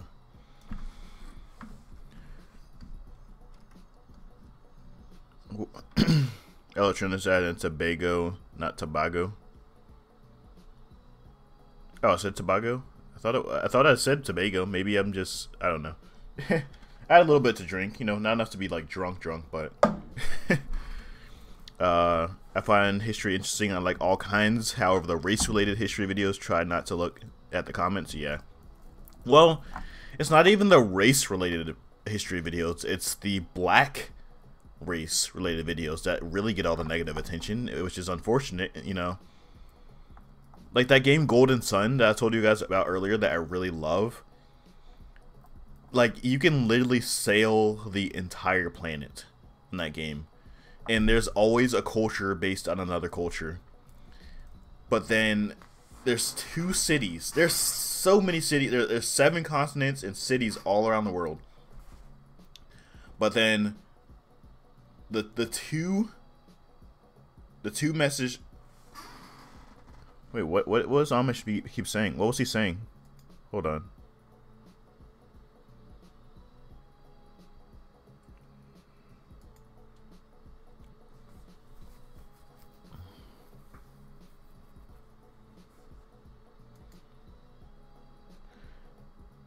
Yeah, you probably shouldn't have banned him for that, okay? I mean, he was saying some stuff despite the warning, but you should have, like I said, you gotta warn them, you know? You have to warn them. Like, don't just outright ban them, you know? Here, I unbanned him.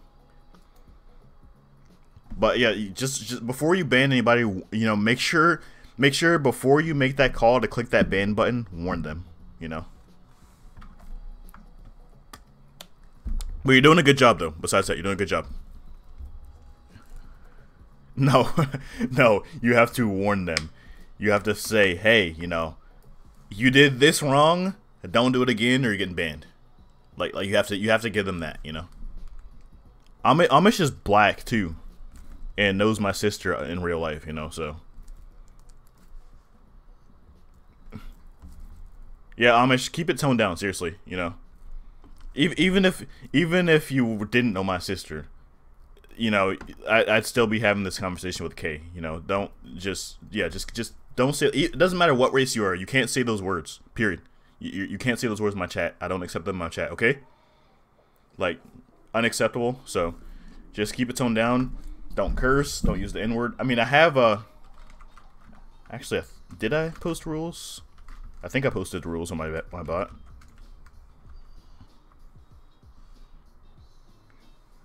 What is with my thing? Oh yeah, there we go. Yeah, I got rules. If you want to go over the rules, that's how you do it. As long as you don't break any of those rules, you're good. You know, simple. And I suggest you review those as well, Kay. I'll probably also make another doc for you, Kay, and other moderators on what I expect from you and what you should do as a moderator. So.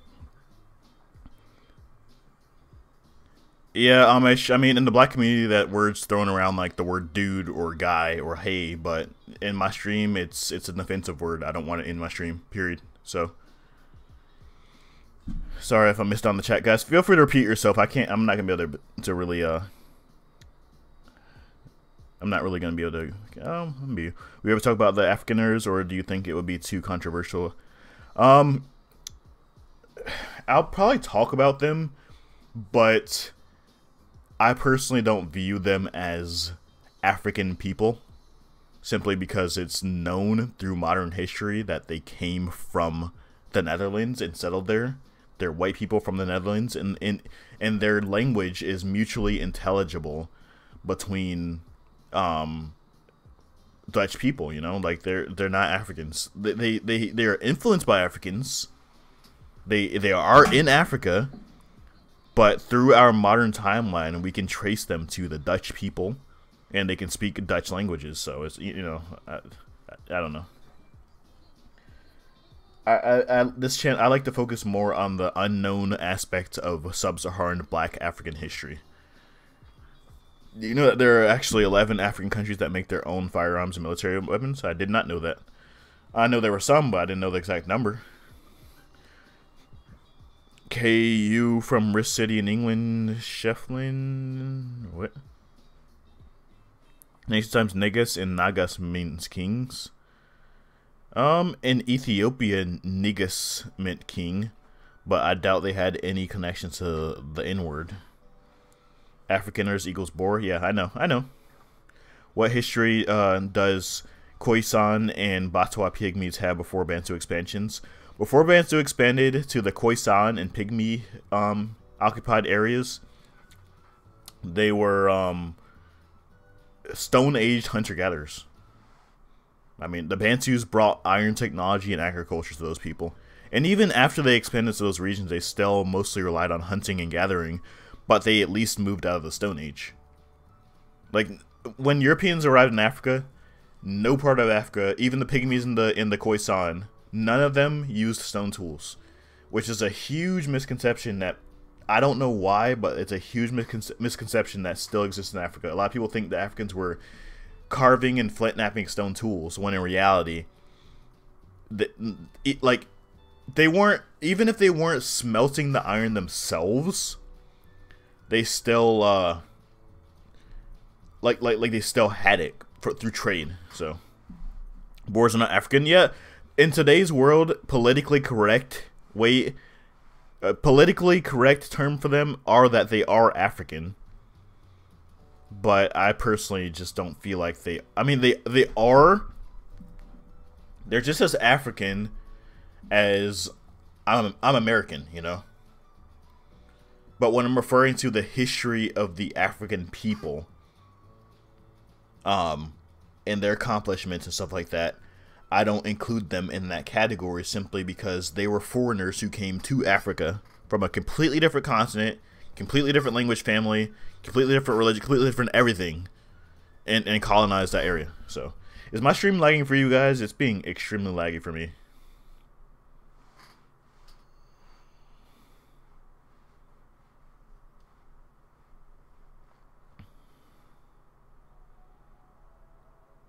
Is my stream okay for you guys? Seriously. It's super laggy for me right now.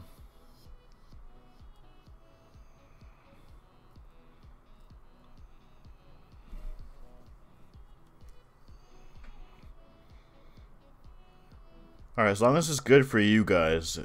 Yeah, it's laggy as hell for me, so. I don't know what's going on. My internet is more than capable of a live stream. I've done it in the past on gaming channels, but God, it's awful right now.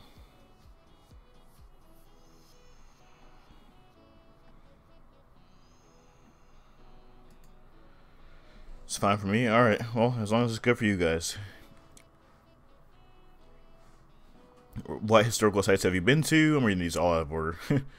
I used to be a member of Historum. A lot of my viewers actually come from Historum. But I got banned on there for recruiting. When I was actually invested in doing an African animation, I was trying to recruit some people to like build a team and get actors and stuff like that. And they banned me for recruiting, which I didn't know. I didn't know that was against the rules, but they banned me. No warning, just bam, you know. So I made a new account, and basically in the African section of that forum, I was a really vibrant member. Like, people loved my posts. They always got tons of views, tons of discussion. So when I got banned, people were like, "Oh my God, he seemed so harmless. Like, what did he do? Like, how did he get banned?" Like, I looked back at it and saw all their comments and stuff. And no, Historum. So, I made a new account, and, you know, I would always post my videos and stuff there, you know, let people know, hey guys, I got a new video about this, you know, we discussed the video and stuff like that, discussed the topic, and I got banned again for multiple accounting, even though I was banned, you know. So I made a third account, and ended up getting banned for a third time, so I'm like, you know what, this is dumb. And a lot of my viewers, like I said, a lot of my viewers to this day, people who are like active in my stream, are people who liked my my posts on that forum. and are upset that I got banned. And a lot of them said that there were, you know, a lot of people who would be openly racist and supremacist against Africans or blacks, and they wouldn't get banned. So I just feel like that forum in general was very Eurocentric. It's like when you looked at all the categories, you saw like Roman history, medieval history, Renaissance, Enlightenment, all these different categories. But then when it came to black people, there was one section dedicated to Africans and Middle Easterns collectively, called African and Middle Eastern History. So I don't know. I decided I'm just not gonna go back to it. But yeah, I'm not really part of any other big history communities, but one of my subscribers, actually, he recommended me to this community that I'm thinking about joining, because I do want to get involved in some. It's just I want to make sure I'm involved in one that doesn't, you know, try to suck all my blood and sacrifice me to their gods. You know, I want one that's gonna be something that no strings attached, just go with the flow, do my own thing, and then, you know, kind of mutually work together on projects in the future if I so choose to. You know, that's the kind of community I'm looking for, and he recommended one that's like that. So I'll be right back, guys. Sorry, as a normal human being, I have to do normal human being things. I'll be right back.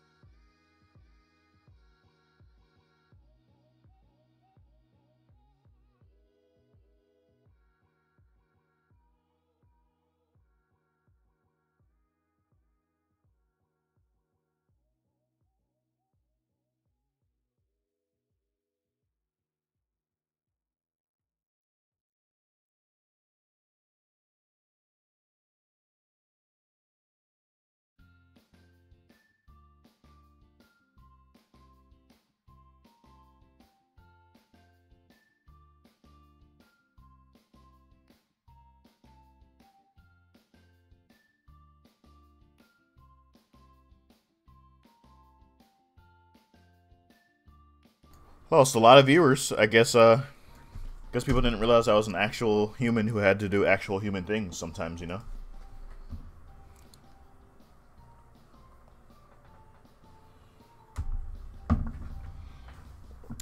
let's see. Remember the scene from Shaka Zulu when they forged Shaka's new design of the Bantu spear? That was a great African innovation.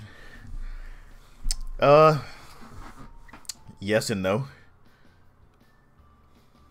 I'm going now. All right, Grand Gaming HE. Thanks for hanging out and, you know, chatting and all that good stuff. Appreciate it. I disagree. I agree and disagree.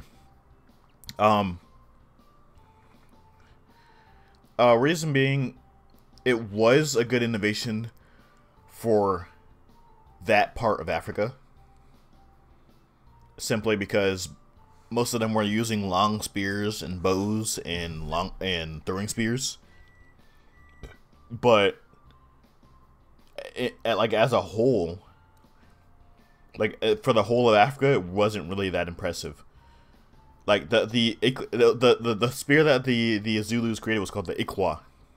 It was a short spear that was used for lunging close range, and like that pretty much served the same purpose as a sword, you know.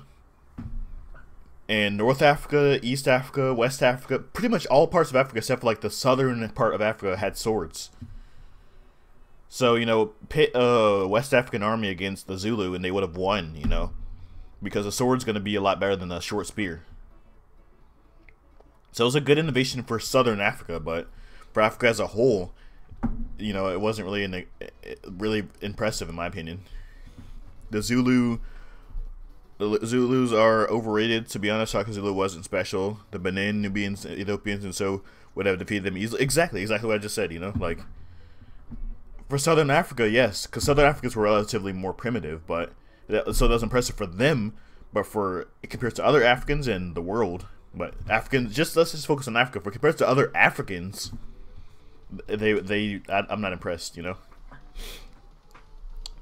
We Southern Africans weren't a people of war, that's why. Yeah, I know, because before Shaka Zulu, most conflicts were settled through, you know, like, you know, dancing and, you know, special, like, you know, customs and stuff that weren't violent.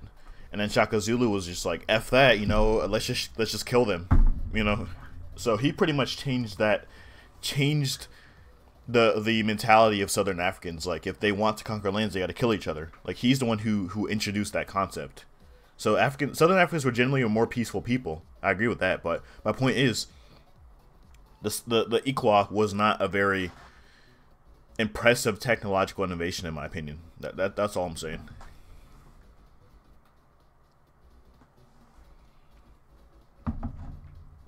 If Shaka Zulu had led and fought the British, would they have won? No. Simply because not only were the British obviously more technologically advanced, but they also, even if the Zulu did want to adopt their technology, Shaka Zulu would have said no, because he believed that fighting from long range was a cowardly way of fighting. And that's why he created the Ikwa in the first place, because even a spear, which is a melee weapon, was too cowardly for him. So that's why they used the Ikwa, which encouraged warriors to charge head-on into combat and fight people face-to-face. So they never used bows or throwing spears or even long spears. They used Ikwas. So yeah, the British would have definitely won because they had the advantage of picking them up by the hundreds and even the thousands from long range with firearms. So even a Native American army with stone-tipped arrows would have defeated the Zulu. You know what I mean? So the Zulu had very good military strategy, don't get me wrong. But if you're gonna shy away from using long-range combat, you're gonna lose. Long range will pick off many people without any bloodshed on your side. So I prefer Tuareg and the Benin weapons than the Zulu spear. Exactly, you know what I mean? Oh, that's the name of the Zulu spear, the Ikwa. I'll type it out. It was called the Ikwa because they said that was the sound the sound the spear made when it went into their body and then came back out. It was like Ikwa, you know, like Ikwa. something like that. I don't know. That's where that took its name from. But yeah, guys, we've been going for what, like, how long? I don't even know how long, but we're going, yeah, 3 hours and 31 minutes. I think it's time to conclude this stream. Thank you guys for watching. I appreciate it. Thanks for sticking by it. Don't forget to, join my Discord. Follow me on my social media and everything if you want to stay up to date on my stream schedule, my videos and all that. Like, I'd really appreciate that. But thank you guys for stopping by. And, feel free to hop on my Discord, hop on my Facebook, my Twitter, and ask me questions, all that good stuff. And I'll be sure to answer them whenever I can. And I'll see you guys next time. Thanks for everything.